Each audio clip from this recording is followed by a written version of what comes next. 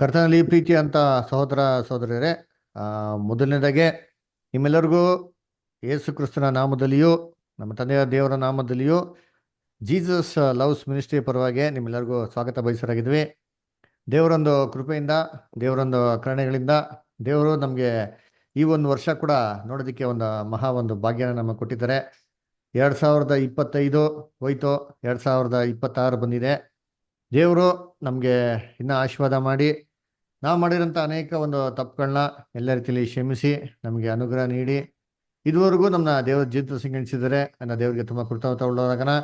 ಕರ್ತನಲ್ಲಿ ಪ್ರೀತಿ ಅಂತ ಸಹೋದರ ಸಹೋದರಿಯರೇ, ಈ ಬೈಬಲ್ ಸ್ಟಡಿ ಇದು ಯಾರು ಆರ್ಗನೈಸ್ ಮಾಡ್ತಾ ಇರೋದು ಅಂತ ನೋಡಿದೆ ಅಂತಂದ್ರೆ ಜೀಸಸ್ ಲವ್ಸ್ ಮಿನಿಸ್ಟ್ರಿಯ ಪರವಾಗಿ ಇದು ಮಾಡ್ತಾ ಇರೋದು. ಸೊ ಏನಪ್ಪ ಇದು ಬೈಬಲ್ ಸ್ಟಡಿ ಅಂತ ಇದ್ರ ಬಗ್ಗೆ ಹೇಳ್ಬೇಕಾರೆ, ಕರ್ತನಲ್ಲಿ ಪ್ರೀತಿ ಅಂತ ಸೊಗಳೆ, ಇದು ಉಚಿತವಾಗಿರೋಂಥ ಬೈಬಲ್ ಸ್ಟಡಿ. ಇದಕ್ಕೆ ನೀವು ಯಾರು ಯಾವುದೇ ರೀತಿ ಫೀಸ್ ಕೊಡೋದಾಗ್ಲಿ, ಯಾವುದೇ ರೀತಿ ಚಾರ್ಜಸ್ಸು ಇರೋದಿಲ್ಲ. ಇದು ಟೋಟಲ್ ಉಚಿತವಾಗಿರ್ತದೆ. ಅದೇ ನಮಗೆ ನಿಮ್ಮಿಂದ ಬೇಕಾಗಿರೋದು ಒಂದೇ ವಿಚಾರ, ಏನಪ್ಪ ಅಂದ್ರೆ ನಿಮ್ಮಿಂದ ಆಸಕ್ತಿ, ನಿಮ್ಮಿಂದ ಭಯಭಕ್ತಿ, ನಿಮ್ಮಿಂದ ಪ್ರತಿ ವಾರ ನೀವು ತಪ್ಪದೆ ಈ ಕ್ಲಾಸ್ನ ಕೇಳದೆ ನಾವು ನಿಮ್ಮ ಹತ್ರ ಎದುರು ನೋಡೋಂಥ ಕಾಣಿಕೆ. ಅದು ಬಿಟ್ರೆ ನಾವು ಯಾವುದೇ ರೀತಿ ಕಾಣಿಕೆ ಆಗಲಿ, ಯಾವುದೇ ರೀತಿ ಫೀಸ್ ಆಗಲಿ, ಇದು ಯಾವುದೇ ರೀತಿ ನಾವು ತಗೊಳೋದಿಲ್ಲ. ಅದರಿಂದ ಈ ಕ್ಲಾಸಸ್ಸು ಸುಮಾರು 9 ತಿಂಗಳವರೆಗೂ ಕಂಟಿನ್ಯೂಸ್ ಆಗಿ ನಡೀತದೆ. ಅದರಿಂದ ಆ 9 ತಿಂಗಳು ಪ್ರತಿ ಭಾನುವಾರ ಈ ನಡೆಯೋಂಥ ಕ್ಲಾಸ್ನ ನಿಮ್ಮ ಹತ್ರ ಕೇಳ್ಕೊಳೋದೇನೆಂದರೆ, ಯಾರು ಒಂದು ಕ್ಲಾಸ್ ಕೂಡ ಮಿಸ್ ಮಾಡ್ಬಿಡಿ. ಯಾಕಂದ್ರೆ ಎಲ್ಲ ಕ್ಲಾಸ್ಗಳು ಒಂದಕ್ಕೊಂದು ಇಂಟರ್ಲಿಂಕ್ ಆಗಿರ್ತಾರೆ. ದಯವಿಟ್ಟು ನೀವೆಲ್ಲರೂ ಆಸಕ್ತಿಯಿಂದ ಕೂತ್ಕೊಂಡು ಭಯಭಕ್ತಿಯಿಂದ ನೀವು ವಾಕ್ಯನ ಕೇಳಿದ್ರೆ ಸಾಕು. ಆಮೇಲೆ ವಾಕ್ಯ ನೀವು ಕೇಳೋದು ಮಾತ್ರ ಅಲ್ಲ, ಇದನ್ನ ದಯವಿಟ್ಟು ನೋಟ್ಸ್ಗಳು ಬರ್ಕೊಳ್ಳಿ. ಈ ನೋಟ್ಸ್ಗಳು ಬರ್ಕೊಂಡು ಇದಕ್ಕೆ ಸಂಬಂಧಪಟ್ಟಂತ ಏನೇ ಪ್ರಶ್ನೆ ಇದ್ರು ಸರಿ, ನೀವು ಸಂಕೋಚ ಪಡ್ದಿರಾ ಪ್ರತಿಯೊಂದು ಕ್ಲಾಸಿನ ಅಂತ್ಯದಲ್ಲಿ ನೀವು ಕೇಳಬಹುದು. ಅಂತ್ಯದಲ್ಲಿ ಆಗಿಲ್ಲ ಅನಂತರ ನಿಮ್ಗೇನೋ ಪ್ರಶ್ನೆ ಬಂತು ಅಂದ್ರೂ ಕೂಡ ಇವೆಲ್ಲ ಪ್ರಶ್ನೆಗಳನ್ನ ನಮಗೆ ನೀವು ವಾಟ್ಸಪ್ ಮಾಡಿದ್ರೆ ಸಾಕು ನಮ್ಮ ನಂಬರ್ಗೆ. ಅದ್ರ ಮುಖಾಂತರ ನಿಮ್ಗೆಲ್ಲ ಪ್ರಶ್ನೆಗಳಿಗೆ ನಾವು ಉತ್ತರ ಕೊಡೋಕ್ಕಾಗ್ತದೆ. ಆಮೇಲೆ ದಯವಿಟ್ಟು ನಮ್ಮ ಯೂಟ್ಯೂಬ್ ಚಾನಲ್ ಇದೆ. ಈ ಕ್ಲಾಸಸ್ ಆಗಿದ ನಂತರ ಆ ಯೂಟ್ಯೂಬ್ ಚಾನಲಿ ಪ್ರತಿಯೊಂದು ಕ್ಲಾಸ್ಗಳನ್ನ ನಿಮ್ಗೆ ಏನು ಮಾಡ್ತೀವಿ, ನಾವು ಅಪ್ಲೋಡ್ ಮಾಡ್ತೀರಿ. ಅಪ್ಲೋಡ್ ಮಾಡಿದ್ಮೇಲೆ ಆ ಲಿಂಕ್ನ ನಿಮಗೆ ಶೇರ್ ಮಾಡ್ತೀರಿ. ದಯವಿಟ್ಟು ಆ ಲಿಂಕ್ ಮುಖಾಂತರ ಆ ಪಾಠನ ಸಂಪೂರ್ಣವಾಗಿ ಕೇಳಿ. ಆಮೇಲೆ ಈ ಯೂಟ್ಯೂಬ್ ಚಾನಲ್ನ ಸಬ್ಸ್ಕ್ರೈಬ್ ಮಾಡಿ ನಿಮ್ಮ ಫ್ರೆಂಡ್ಸು, ರಿಲೇಟಿವ್ಸು ಯಾರೆಲ್ಲ ಇದ್ದಾರ, ಬಂಧು ಬಳಗದವ್ರು, ಇವರೆಲ್ಲರ ಹತ್ರ ದಯವಿಟ್ಟು ಏನು ಮಾಡಿದ್ನ ನೀವು ಶೇರ್ ಮಾಡಿ. ಅದರ ಉಚಿತವಾಗಿ ಎಲ್ಲರೂ ಕ್ಲಾಸಸ್ ಅಟೆಂಡ್ ಆಗಲಿ. ಇದೇ ರೀತಿ ಈ ಕ್ಲಾಸಸ್ ನಿಮಗೆ ಪ್ರಯೋಜನ ಆಯಿತು ಅಂತಂದರೆ ನಿಮ್ಮ ಸಜೆಷನ್ಸು, ನಿಮ್ಮ ವ್ಯೂಸ್ ಎಲ್ಲ ನಮ್ಮ ಯೂಟ್ಯೂಬ್ ಚಾನಲ್ ಕಮೆಂಟ್ಸಲ್ಲಿ ನೀವು ಕಮೆಂಟ್ ಮಾಡ್ಬೋದು. ಅದಾಗಿದ್ದ ನಂತರ ನಿಮಗೆ ಇನ್ನೊಬ್ಬರು ಯಾರನ್ನ ಸೇರಿಸ್ಬೇಕು ಅಂತ ಕೂಡ ಆಸಕ್ತಿ ಇದ್ದು ಕೂಡ ಅವ್ರನ್ನೂ ಕೂಡ ನೀವು ಧಾರಾಳವಾಗಿ ಸೇರಿಸ್ಬೋದು. ಇದು ಯಾವುದೇ ರೀತಿ ಡಿನಾಮಿನೇಷನ್ಗೆ ಸಂಬಂಧಪಟ್ಟಿದ್ದಲ್ಲ. ಆಮೇಲೆ ಇದು ಯಾವುದೇ ರೀತಿ ಸಭೆನ ಹೊಡೆಯುವಂಥ ಕೆಲಸಗಳು ಅಲ್ಲ. ಅದರಿಂದ ನಿಮಗೆ ಸಂಪೂರ್ಣವಾಗಿ ಉಚಿತವಾಗಿ ಸತ್ಯವೇದ ಏನು ಹೇಳ್ತಾರೆ ಅಂತ ಕಳ್ಸ್ಕೊಡೋದೇ ನಮ್ಮ ಮೇನ್ ಉದ್ದೇಶ ಆಗಿದೆ. ಅದರಿಂದ ಕರ್ತನಲ್ಲಿ ಪ್ರೀತಿಗಳೇ, ಪ್ರತಿಯೊಬ್ಬರು ಕ್ರೈಸ್ತವರು ಈ ಲೋಕದಲ್ಲಿ ಇದ್ದಿದ್ಮೇಲೆ ಬೈಬಲ್ನಲ್ಲಿರುವಂಥ ಅನೇಕ ವಿಚಾರಗಳನ್ನ ತಿಳಿಯುವಂಥದ್ದು ಕಡ್ಡಾಯವಾಗಿದೆ ಅಲ್ವರ. ಯಾಕಂದ್ರೆ ನಾವು ಬೈಬಲ್ ನೋಡ್ಬೇಕಾದ್ರೆ ಯೇಸು ಕ್ರಿಸ್ತ ಹೇಳ್ತಾರೆ, ಸತ್ಯ ಅಂತ ತಿಳ್ಕೊಳ್ಳಿ, ಸತ್ಯ ಬಿಡುಗಡೆ ಮಾಡ್ತಂಗೆ. ಸತ್ಯ ಅಂದ್ಯಾರಪ್ಪ ಅಂದ್ರೆ ನಿನ್ನ ವಾಕ್ಯವೇ ಸತ್ಯವು. ಯೋಹಾನ 17:17 ಹೇಳ್ತಾರೆ, ಕ್ರಿಸ್ತನ ನಿನ್ನ ವಾಕ್ಯವೇ ಸತ್ಯವು. ನಂಗೆ ನಿನ್ನ ವಾಕ್ಯವೇ ಸತ್ಯವು ಅಂತಂದ್ರೆ ಆತನ ವಾಕ್ಯ ಬಗ್ಗೆ ತಿಳ್ಕೊಳೋದಲ್ಲಿ ಏನೂ ತಪ್ಪಿಲ್ಲ. ಅದರಿಂದ ದಯವಿಟ್ಟು ನೀವೆಲ್ಲರೂ ಆತನ ವಾಕ್ಯದಂತ ಅನೇಕ ವಿಚಾರಗಳನ್ನ ತಿಳ್ಕೊಬೇಕಾಗಿ ನಿಮ್ಮ ಹತ್ರ ಕೇಳ್ಕೊಂತೀನಿ. ಅದರಿಂದ ಕರ್ತನಲ್ಲಿ ಪ್ರೀತಿ ಅನ್ಸೋಗಳೇ, ಇವತ್ತಿನ ಪ್ರಮುಖವಾಗಿರೋಂಥ ಪಾಠಕ್ಕೆ ನಾವು ಹೋಗೋಣ ಅಲ್ರ. ನಮ್ಮ ಪಾಠ ಇವತ್ತು ಏನಪ್ಪ ಅಂದರೆ ಮೊದಲನೇ ಪಾಠ ಅದರ. ಸೊ ಅದಕ್ಕೆ ದಯವಿಟ್ಟು ನೀವು ನೋಟ್ಸ್ ಬರ್ಕೊಳ್ಳಿ. ಅದರ ನೋಟ್ಸ್ಗಳು ಬರ್ಕೊಂಡು ಇದೇನೋ ಪ್ರಶ್ನೆಗಳಿತ್ತಂದರೆ ಖಂಡಿತವಾಗೂ ಈ ಕ್ಲಾಸ್ ಅಂತ್ಯದಲ್ಲಿ ಕೇಳಿ. ನಿಮ್ಮೆಲ್ಲ ಪ್ರಶ್ನೆಗಳಿಗೆ ಸತ್ಯವೇದ ಮುಖಾಂತರ ಉತ್ತರ ಕೊಡ್ತೀರಿ. ಯಾರು ಸಂಕೋಚ ಪಡೋದು ಬೇಕಾಗಿಲ್ಲ. ಪ್ರಶ್ನೆ ಕೇಳಿದ್ರೆ ಏನು ತಿಳ್ಕೊಂಡ್ಬಿಡ್ತಾರೋ ಅಂತ. ಅದರ ನಾವೇನು ತಿಳ್ಕೊಳಲ್ಲ. ನಮಗೆ ನೀವು ಸತ್ಯಾರ್ಥಗಳನ್ನ ಸಂಪೂರ್ಣವಾಗಿ ಅರ್ಥ ಮಾಡ್ಕೊಂಡಂತೆ ನಮ್ಮ ಮುಖ್ಯವಾದ ಉದ್ದೇಶ ಆಗಿದೆ. ಅದಕ್ಕೆ ನಾವು ಇವತ್ತು ಓದಕ್ಕೆ ಹೋಗೋದು ಮೊದಲನೇ ಕ್ಲಾಸಲ್ಲಿ ಏನಪ್ಪ ಸತ್ಯವೇದದ ಬಗ್ಗೆ ಅಲ್ರ. ಸದ್ಯಕ್ಕೆ ಈ ಬೈಬಲ್ ಅಂತ ಪದಕ್ಕೆ ಗ್ರೀಕಲ್ಲಿ ಬರೋಂಥ ವಾರ್ತೆ ಬಿಬ್ಲಾಸ್ ಅಂತ ಅರ್ಥ. ಬಿಬ್ಲಾಸ್ ಅಂದ್ರೆ ಏನಪ್ಪಾ ಅಂದ್ರೆ ಒಂದು ಪುಸ್ತಕ ಅಂತ ಏನ್ರಿ ಅದು ಅರ್ಥ ಬರ್ತಾರೆ. ಸರಿಪಾ, ಈ ಹಂಗಾರೆ ಬೈಬಲ್ ಅಲ್ಲಿ ಏನಪ್ಪ ಕೊಟ್ಟಿದ್ದಾರೆ ಅಂತ ನೋಡಿದ್ರೆ, ಇದು ಏನ್ರಿ one of the oldest book ever to be existing in this world ಅಂತ ನೋಡ್ಬೇಕಾದ್ರೆ ದ ಬೈಬಲ್ ಅದರ ಅತ್ಯಂತ ತುಂಬಾ ಪುರಾತನ ಪುಸ್ತಕ. ಒಂದೇ ಪುಸ್ತಕ ಇದುವರೆಗೂ ಅದು ಚಾಲನೆಯಲ್ಲಿ ಇರೋದು ಅಂದ್ರೆ ನೋಡ್ಬೇಕಾರೆ ನಮ್ಮ ಸತ್ಯವೇದ ಪುಸ್ತಕ ರೀ. ಅದಕ್ಕೆ ನೋಡ್ಬೇಕಾದ್ರೆ ಈ ಒಂದು ಸತ್ಯವೇದಕ್ಕೆ ಒಂದು ವಿಶೇಷವಾದ ಹೆಸರು ಇದೆ, ಸತ್ಯವೇದ. ಅಂದ್ರೆ ಅರ್ಥ ಏನು? ಈ ವೇದ, ಈ ಗ್ರಂಥದಲ್ಲಿ ಇರೋದೆಲ್ಲ ಏನಪ್ಪಾ ಅಂದ್ರೆ ಸತ್ಯನೇ. ಸತ್ಯ ಬಿಟ್ಟೆ ಬೇರೆ ಏನಾಗಿಲ್ಲ ಈ ಗ್ರಂಥದಲ್ಲಿ ಇಲ್ಲ ಅಂತ ಅರ್ಥ. ಅದನ್ನ ಕರ್ತನಲ್ಲಿ ಪ್ರೀತಿ ಅಂತ ಸೋರಸಗಳೇ, ಈ ಒಂದು ಸತ್ಯವೇದದಲ್ಲಿ 2 ಭಾಗಗಳೇನಾಗಿದೆ ಅಲ್ಲಿ ಇದೆ. ಯಾವ್ದಪ್ಪ 2 ಭಾಗಗಳು ಅಂತ ಹೇಳಿದ್ರೆ, ಕ್ರಿಸ್ತನ್ಕಿಂತ ಮುಂಚೆ ಒಂದು ಭಾಗ ಇದೆ, ಕ್ರಿಸ್ತನ ಮೊದಲನೇ ಬರಿಕೆಯಲ್ಲಿ ಬಂದ್ರಲ್ಲ ಅದಾಗಿ ನಂತರ ಒಂದು ಭಾಗ ಏನಾಗಿದೆ ಇದೆ. ಅದಕ್ಕೆ ನೋಡ್ಬೇಕು 2 ಡಿವಿಷನ್ಸ್ ಇನ್ ದ ಬೈಬಲ್. ಅದಕ್ಕೆ ಕ್ರಿಸ್ತನ್ಕಿಂತ ಬರೋದಕ್ಕಿಂತ ಮುಂಚೆ ಇರೋಂಥ ಒಂದು ಭಾಗಕ್ಕೆ ಹಳೆ ಒಡಂಬಡಿಕೆ ಅಂತ ಹೇಳ್ತಾರೆ. ಕ್ರಿಸ್ತನ ಬಂದಿದ ನಂತರ ಇರೋಂಥ ಭಾಗಕ್ಕೆ ಏನಪ್ಪಾ ಅಂದ್ರೆ ಹೊಸ ಒಡಂಬಡಿಕೆ ಅಂತ ಏನ್ ಮಾಡ್ತಾರೆ ಹೇಳ್ತಾರೆ. ಟೋಟಲ್ ಆಗಿ ಸತ್ಯವೇದದಲ್ಲಿ 66 ಪುಸ್ತಕಗಳಿದೆ. ಹಳೆ ಒಡಂಬಡಿಕೆಯಲ್ಲಿ ಏನ್ರಿ 39 ಪುಸ್ತಕ ಇದೆ. ಹೊಸ ಒಡಂಬಡಿಕೆಯಲ್ಲಿ 27 ಪುಸ್ತಕಗಳು ಏನಾಗಿದೆ ಅಲ್ಲಿ. ಸೊ ಟೋಟಲ್ ಆಗಿ ಈ ತರ ಬೈಬಲ್ ನಲ್ಲಿ 66 ಬುಕ್ಸ್ ಇದೆ. ಸರಿ, ಈ 66 ಬುಕ್ಸ್ ಅಲ್ಲಿ ಏನಪ್ಪಾ ಇದೆ, ಏನಪ್ಪಾ ಅಡಕವಾಗಿದೆ ಅಂತ ನೋಡಿದ್ರೆ, ಇದರಲ್ಲಿ ಅನೇಕ ಒಂದು ಸತ್ಯಾರ್ಥಗಳೇನಾಗಿದೆ ಇದೆ. ಸೈನ್ಸು, ಮ್ಯಾಥ್ಸು, ಜಿಯೋಗ್ರಫಿ, ಕ್ರಾನಾಲಜಿ, ಜಿಯೋನಿಯಾಲಜಿ, ಅಸ್ಟ್ರಾನಮಿ, ಸೈನ್ಸು ಕೂಡ ಏನಪ್ಪಾ ಇದೆ ಇದರಲ್ಲಿದೆ ಅಂತ ನೋಡ್ತೀರಿ. ಎಷ್ಟೋ ಯುದ್ಧಗಳ ಬಗ್ಗೆ ಏನಾಗಿದೆ ಬರೆದಿದ್ದಾರೆ. ಮೊದಲನೇ ಮಹಾಯುದ್ಧದ ಬಗ್ಗೆ ಬರೆದಿದ್ದಾರೆ, 2ನೇ ಮಹಾಯುದ್ಧದ ಬಗ್ಗೆ ಬರೆದಿದ್ದಾರೆ. ಇನ್ನು ಅತಿ ಶೀಘ್ರದಲ್ಲಿ ಸಂಭವಿಸುವಂತ 3ನೇ ಮಹಾಯುದ್ಧ ಕೂಡ ಏನಾಗಿದೆ ಬೈಬಲ್ ಅಲ್ಲಿ ಬರ್ದಿರೋದು. ನಾವ್ ಏನ್ ಮಾಡ್ತೀವಿ ನೋಡ್ತೀರಿ. Alexander great, Caesar, Cyrus the king, Cleopatra, ಇವ್ರ ಬಗ್ಗೆ ಎಲ್ಲ ಏನಾಗಿದೆ ನಮ್ಮ ಸತ್ಯವೇದ ಬರ್ದಿದೆ ನೋಡ್ತೀರಿ. ಆಮೇಲೆ ನಾವು ಇವಾಗ ಮ್ಯಾಥಮೆಟಿಕ್ಸ್ ಅಲ್ಲಿ ಯೂಸ್ ಮಾಡೋಂಥ ಮೆಟ್ರಿಕ್ಸ್ ಸಿಸ್ಟಮ್, CGS ಸಿಸ್ಟಮ್ ಅಂತಿದೆ, SI ಸಿಸ್ಟಮ್ ಅಂತಿದೆ, ಮೆಟ್ರಿಕ್ ಸಿಸ್ಟಮ್ ಅಂತಿದೆ. ಈ ಮೆಟ್ರಿಕ್ ಸಿಸ್ಟಮ್ ಕೂಡ ಸತ್ಯವೇದದಲ್ಲಿ ಬರ್ದಿರೋದು ನೋಡ್ತೀರಿ. ಗಣಿಗಳ ಬಗ್ಗೆ ಬರೆದಿದೆ, ಮಣ್ಣು, ಕಲ್ಲು, ಬಾವಿಗಳ ಬಗ್ಗೆ ಏನಾಗಿದೆ ಸತ್ಯವೇದಲ್ಲಿದೆ. ಅದು ಮಾತ್ರ ಅಲ್ಲ, ಮನುಷ್ಯನ ಸೃಷ್ಟಿ ಮಾಡಿ ಎಷ್ಟು ವರ್ಷ ಆಯ್ತಪ್ಪ ಅಂತ ಸೈಂಟಿಸ್ಟ್ ಕೇಳಿದ್ರೆ ಕೋಟಾನುಕೋಟಿಗಳು ವರ್ಷ ಅಂತ ಹೇಳ್ತಾರೆ. ಆದ್ರೆ ಸತ್ಯವೇದ ಒಂದಲ್ಲೇ ಎಷ್ಟು ವರ್ಷಪ್ಪ ಆಯ್ತು ಅಂತ ನಮ್ಗೆ ಏನ್ ಮಾಡಿದ್ರು, ನಮ್ಗೆ ರೆಕಾರ್ಡ್ ಕೊಟ್ಟಿರೋದು. ಅದೇ ನೋಡ್ಬೇಕಾದ್ರೆ ನಕ್ಷತ್ರಗಳು, ನಕ್ಷತ್ರ ಗಣಗಳ ಬಗ್ಗೆ, ಇನ್ನ ಮನುಷ್ಯನಂತ ಎಷ್ಟೋ ಒಂದು ವಿಚಾರಗಳು, ಇವೆಲ್ಲವನ್ನು ಸತ್ಯವೇದ ಬರ್ದೇ ನಾವ್ ಏನ್ ಮಾಡ್ತೀವಿ ಅಲ್ಲಿ ನೋಡ್ಬೋದು. ಅದರಿಂದ ಈ ಒಂದು ಸತ್ಯವೇದನ ದೇವ್ರು ಹೇಗಪ್ಪ ಬರೆಸಿದ್ರು ಅಂತ ನೋಡೋದಂದ್ರೆ, ಏನೋ ಒಂದೇ ಒಬ್ಬ ವ್ಯಕ್ತಿಗಳ ಮುಖಾಂತರ, ಒಂದೇ ಪ್ರವಾದಿ ಮುಖಾಂತರ ದೇವ್ರು ಬರೆಸಿಲ್ಲ. ಅದ್ರ ಬದಲಾಗಿ 40 ಜನ ಆಥರ್ಗಳನ್ನ ತೆಗೆಸ್ಕೊಂಡು ಸುಮಾರು 1700 ವರ್ಷ ಟೈಮ್ ತಗೊಂಡು ಈ ಸತ್ಯವೇದನ ಬರ್ದಿರೋದು ನಾವ್ ಏನ್ ಮಾಡೋದು ನೋಡ್ಬೋದು. ಹಳೆ ಒಡಂಬಡಿಕೆ ಬರೆಯೋದಿಕ್ಕೆ 1600 ವರ್ಷ ಏನ್ ಮಾಡಿದಾರೆ ತೊಗೊಂಡ್ರಿ.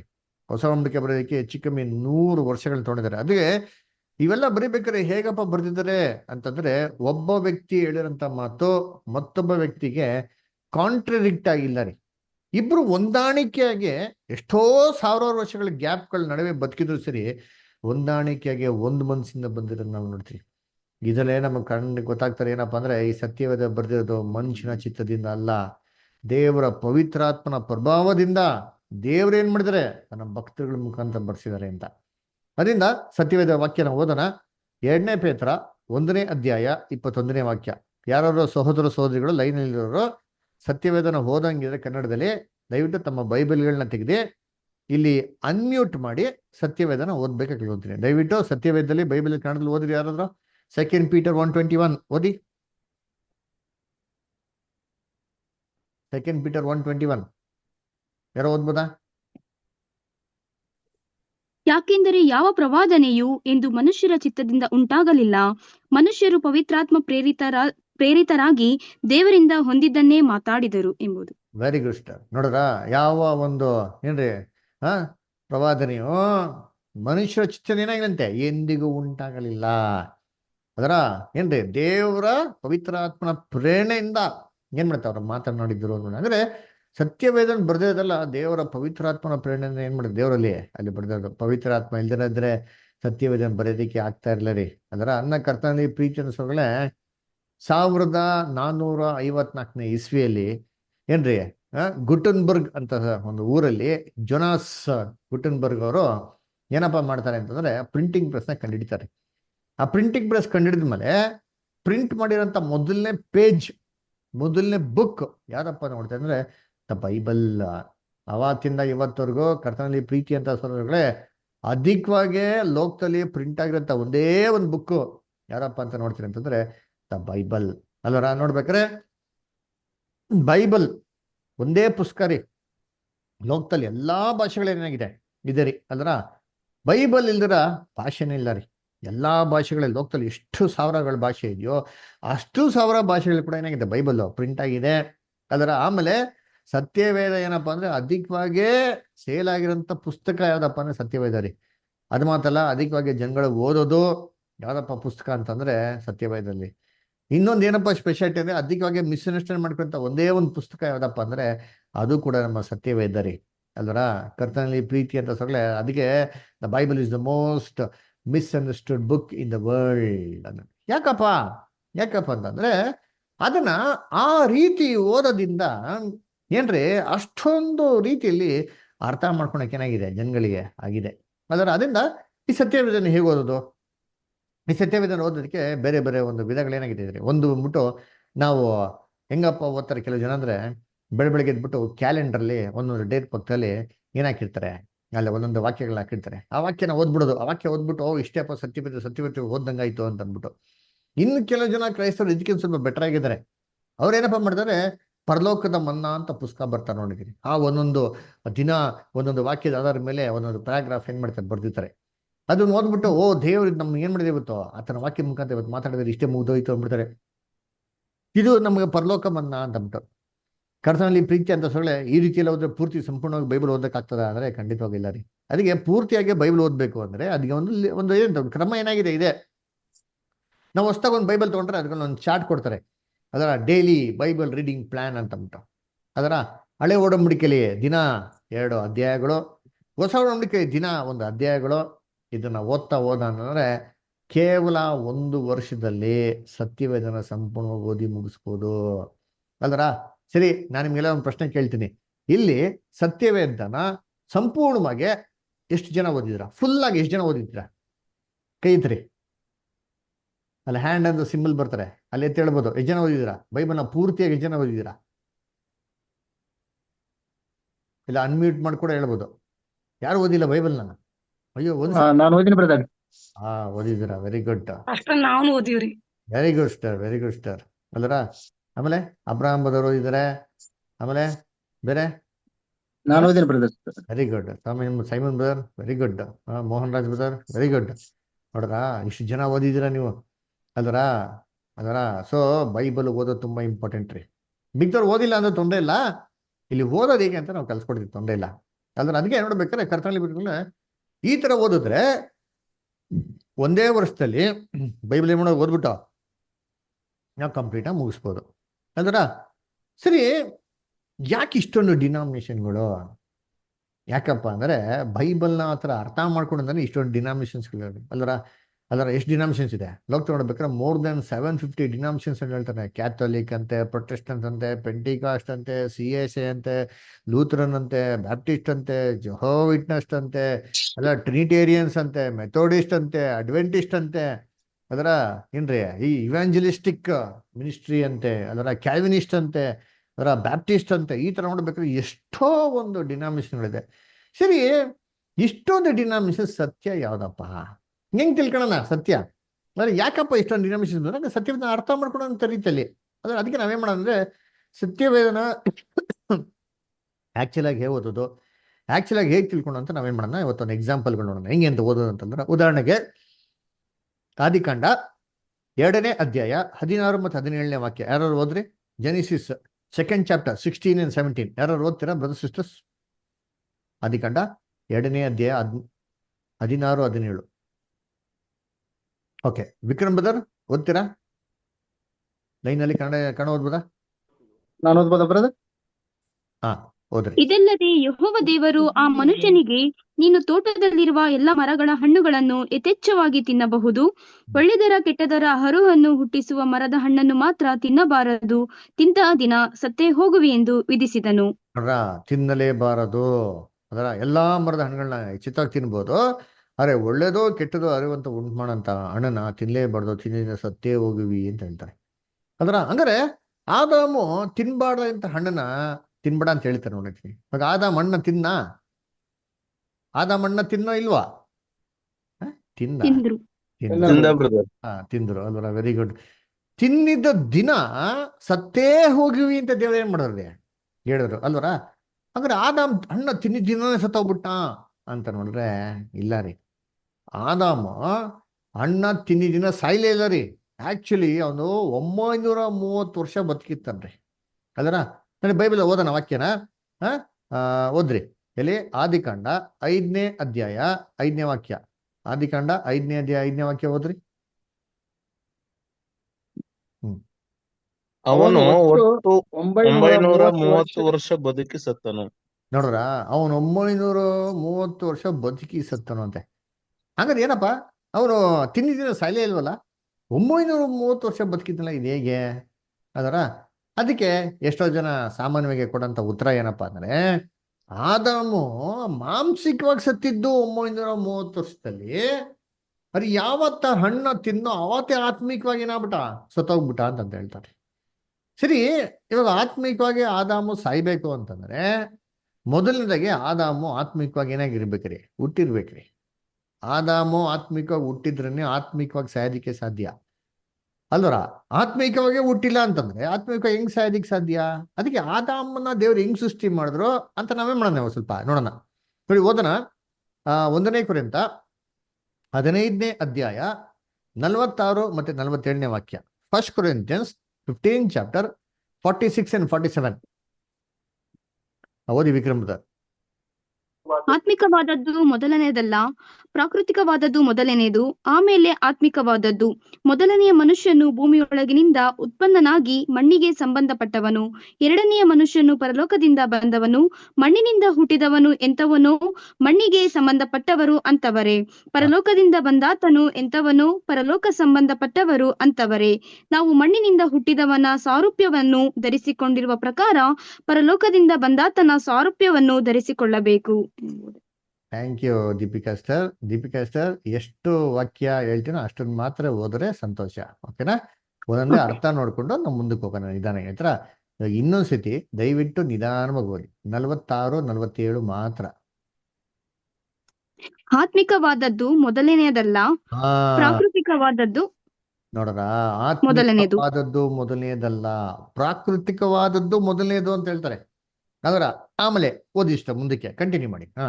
ಮೊದಲನೆಯ ಮನುಷ್ಯನು ಭೂಮಿಯೊಳಗಿನಿಂದ ಉತ್ಪನ್ನನಾಗಿ, ನೋಡ್ರ, ಮೊದಲನೇ ಮನುಷ್ಯನು ಭೂಮಿಯ ಒಳಗಿಂದ ಉತ್ಪನ್ನನಾಗಿ ಮಣ್ಣಿಗೆ ಸಂಬಂಧಪಟ್ಟವನು. ಮಣ್ಣಿಗೆ ಸಂಬಂಧಪಟ್ಟವನು. ಅಂದ್ರೆ ಮೊದಲನೇ ಮನುಷ್ಯ ಅಂತ ಆದಾಮನ್ನ ದೇವರು ಆತ್ಮಿಕವಾಗಿ ಸೃಷ್ಟಿ ಮಾಡಿಲ್ಲ ರೀ, ಮಣ್ಣಿನಿಂದ ಸೃಷ್ಟಿ ಮಾಡಿ ಭೂಮಿಯಿಂದ ಅವನ್ನ ಉತ್ಪತ್ತಿ ಮಾಡೋರಂತೇಳಿ ನೋಡ್ರಿ. ಆಮೇಲೆ ಕಂಟಿನ್ಯೂ ಮಾಡಿ ಇಷ್ಟ. ಎರಡನೆಯ ಮನುಷ್ಯನು ಪರಲೋಕದಿಂದ ಬಂದವನು. ನೋಡ್ರ, ಎರಡನೇ ಮನುಷ್ಯನು ಅವರು ಆತ್ಮಿಕವಾದದ್ರಿ. ಎಲ್ಲಿಂದ ಬಂದಿದ್ದವ್ರ? ಪರಲೋಕದಿಂದ ಬಂದವರು. ಪರಲೋಕದಿಂದ ಬಂದಂತ ಕರ್ತನಂತ ಸೂಪರ್ ಆಗಿ ಹೇಳ್ತಾರೆ. ಅಂದ್ರೆ ಆದಾಮ್ನ ಹೇಗೆ ಸೃಷ್ಟಿ ಮಾಡಿದ್ರು ಅಂತ ವಾಕ್ಯದಲ್ಲಿ ಸ್ಪಷ್ಟವಾಗಿ ಕೊಟ್ಟಿದ್ದಾರೆ ಅಂತಂದ್ರೆ, ಅವನ್ನ ದೇವರು ಮಾಂಸಿಕವಾಗಿ ಸೃಷ್ಟಿ ಮಾಡಿದ್ರು ಹೊರತು ಆತ್ಮಿಕವಾಗಿ ಸೃಷ್ಟಿ ಮಾಡಲಿಲ್ಲ. ಮತ್ತೆ ಆತ್ಮಿಕವಾಗಿ ಸೃಷ್ಟಿ ಮಾಡಿಲ್ಲ ಅಂದ್ರೆ ಆತ್ಮಿಕವಾಗಿ ಸಾಯೋದಿಕ್ ಸಾಧ್ಯ? ಮತ್ತೆ ಆದಾಮು ಹಣ್ಣ ತಿಂದಿದ್ದ ದಿನ ಯಾಕೆ ಸಾಯ್ಲಿಲ್ಲ? ಈ ಪ್ರಶ್ನೆಗೆ ಸತ್ಯವೇದ ಏನು ಉತ್ತರ ಕೊಡ್ತಾರೆ ನೋಡೋಣ, ಓಕೆನಾ? ಸರಿ, ಇವಾಗ ಎರಡನೇ ಪ್ರಶ್ನೆಗೆ ಬರೋಣ. ನಾನು ಯಾರು ಹೇಳ್ತೀನಿ ಅವ್ರು ಓದ್ರಿ ಬೈಬಲ್. ಎಲ್ಲರಿಗೂ ಅವಕಾಶಗಳನ್ನ ಕೊಡೋಣ ಬೈಬಲ್ ಓದೋದಕ್ಕೆ. ತುಂಬಾ ಸಂತೋಷ. ಯಾಕಂದ್ರೆ ಎಲ್ಲಾರ್ದು ಇನ್ವಾಲ್ವ್ಮೆಂಟ್ ಇದ್ರೆ ಎಲ್ಲರಿಗೂ ಏನಾಗ್ತಾರೆ, ಒಂದು ಪಾರ್ಟಿಸಿಪೇಷನ್ ಇರ್ತಾರೆ. ಆಮೇಲೆ ಎಲ್ಲರೂ ಕೂಡ ಏನ್ರಿ ಒಂದು ಕುತೂಹಲದಿಂದ ಆಸಕ್ತಿಯಿಂದ ವಾಕ್ಯನ ಕೇಳಕ್ಕೆ ಅವಕಾಶಗಳಾಗ್ತದೆ. ಮತೆಯ 19ನೇ ಅಧ್ಯಾಯ 23 to 24. ವಿಕ್ರಮ್ ಬದಲ್ ಓದ್ಬೋದ ಕನ್ನಡದಲ್ಲಿ? ಆಗ್ತದ? Matthew 19 chapter 23 and 24. ಆಗ ಯೇಸು ತನ್ನ ಶಿಷ್ಯರಿಗೆ, ಐಶ್ವರ್ಯವಂತನು ಪರಲೋಕ ರಾಜ್ಯದಲ್ಲಿ ಸೇರುವುದು ಕಷ್ಟ ಎಂದು ನಿಮಗೆ ಸತ್ಯವಾಗಿ ಹೇಳುತ್ತೇನೆ. ಐಶ್ವರ್ಯವಂತನು ದೇವರ ರಾಜ್ಯದಲ್ಲಿ ಸೇರುವುದಕ್ಕಿಂತ ಒಂಟೆಯು ಸೂಜಿಯ ಕಣ್ಣಿನಲ್ಲಿ ನುಗ್ಗುವುದು ಸುಲಭ ಎಂದು ನಿಮಗೆ ತಿರುಗಿ ಹೇಳುತ್ತೇನೆ ಅಂದನು. ನೋಡಿದ್ರ ಇಲ್ಲಿ ಯೇಸು ಕ್ರಿಸ್ತು ಏನಪ್ಪ ಹೇಳ್ತಾರೆ ಅಂತಂದ್ರೆ ಏನ್ರಿ, ನಿಜ ನಿಜವಾಗಿಯೂ ನಿಮಗೆ ಹೇಳ್ತೀನಿ ಅಲ್ವರ, ಐಶ್ವರ್ಯವಂತನು ದೇವರಾಜ್ಯದಲ್ಲಿ ಸೇರೋದು ಎಷ್ಟೋ ಕಷ್ಟ ಅಂತ ಹೇಳ್ತಾರೆ ಅಲ್ವರ. ಒಂಟೆ ಸೂಜಿ ಕಣ್ಣಲ್ಲಿ ಹೋಗೋದು ಸುಲಭ, ಐಶ್ವರ್ಯವಂತನ ದೇವರಾಜ್ಯದಲ್ಲಿ ಸೇರೋದೇನ್ರಿ ಎಷ್ಟೋ ಕಷ್ಟ ಅಂತ ಹೇಳ್ತಾರೆ. ಅದೇ ಏನಪ್ಪ ಇದು? ಒಂಟೆ ಸೂಜಿ ಕಣ್ಣಲ್ಲಿ ಹೋಗ್ತಾರೆ ಅಲ್ಲ. ಸೂಜಿ ಕಣ್ಣು ಅಂದ್ರೆ ನೋಡ್ರಿ, ಇಲ್ಲಿ ನೀವು ಫೋಟೋ ನೋಡ್ತಾ ಇದ್ದೀರಲ್ಲ, ಅದು ಸೂಜಿ ಕಣ್ಣು ಏನ್ರಿ. ಸೂಜಿಯಲ್ಲಿ ದಾರ ಪೌಂಡ್ಸಿಗೆ ಇಡ್ತಾರೆ ಗೊತ್ತ ಜಾಗ, ಅದಕ್ಕೆ ಸೂಜಿ ಕಣ್ಣು ಅಂತ ಹೇಳ್ತಾರೆ. ಈ ಸೂಜಿ ಕಣ್ಣಲ್ಲಿ ಏನಪ್ಪ ಹೇಳ್ತಾರೆ ಏನ್ರಿ, ದಾರ ಹೋಗೋದೇ ಕಷ್ಟ ಅಲ್ರ. ವಯಸ್ಸಾಗ್ಬಿಟ್ಟಿರ್ತ ಅದು ಆಗಲ್ಲ ನೋಡಿರ್ತೀನಿ. ಅವಾಗ ಏನ್ ಹೇಳ್ತಾರೆ, ಅಜ್ಜಿ ತಾತ ಇದ್ರೆ ಬಾಮಗ್ನೆ ಸ್ವಲ್ಪ ಕದ ಸ್ವಲ್ಪ ಒಂದು ದಾರ ಪೌಂಡ್ಸ್ಕೊಟ್ಬಿಡು ಅಂತ ಕೇಳ್ಕೊಂತಾರೆ ಅಲ್ವರ. ಏನ್ರಿ ಹಂಗಿರ್ಬೇಕಾದ್ರೆ ಯೇಸು ಕ್ರಿಸ್ತು ಏನ್ ಹೇಳ್ತಾರೆ, ಈ ಸೂಜಿ ಕಣ್ಣಲ್ಲಿ ಒಂಟೆ ಏನಾಗ್ಬಿಡ್ತಾರಂತೆ, ಹೋಗ್ಬಿಡ್ತಾರಂತೆ. ಏನಪ್ಪ ಅದೇ ಹಿಂಗೆ ಒಂಟೆ ಹೋಗೋದಿಕ್ ಸಾಧ್ಯ?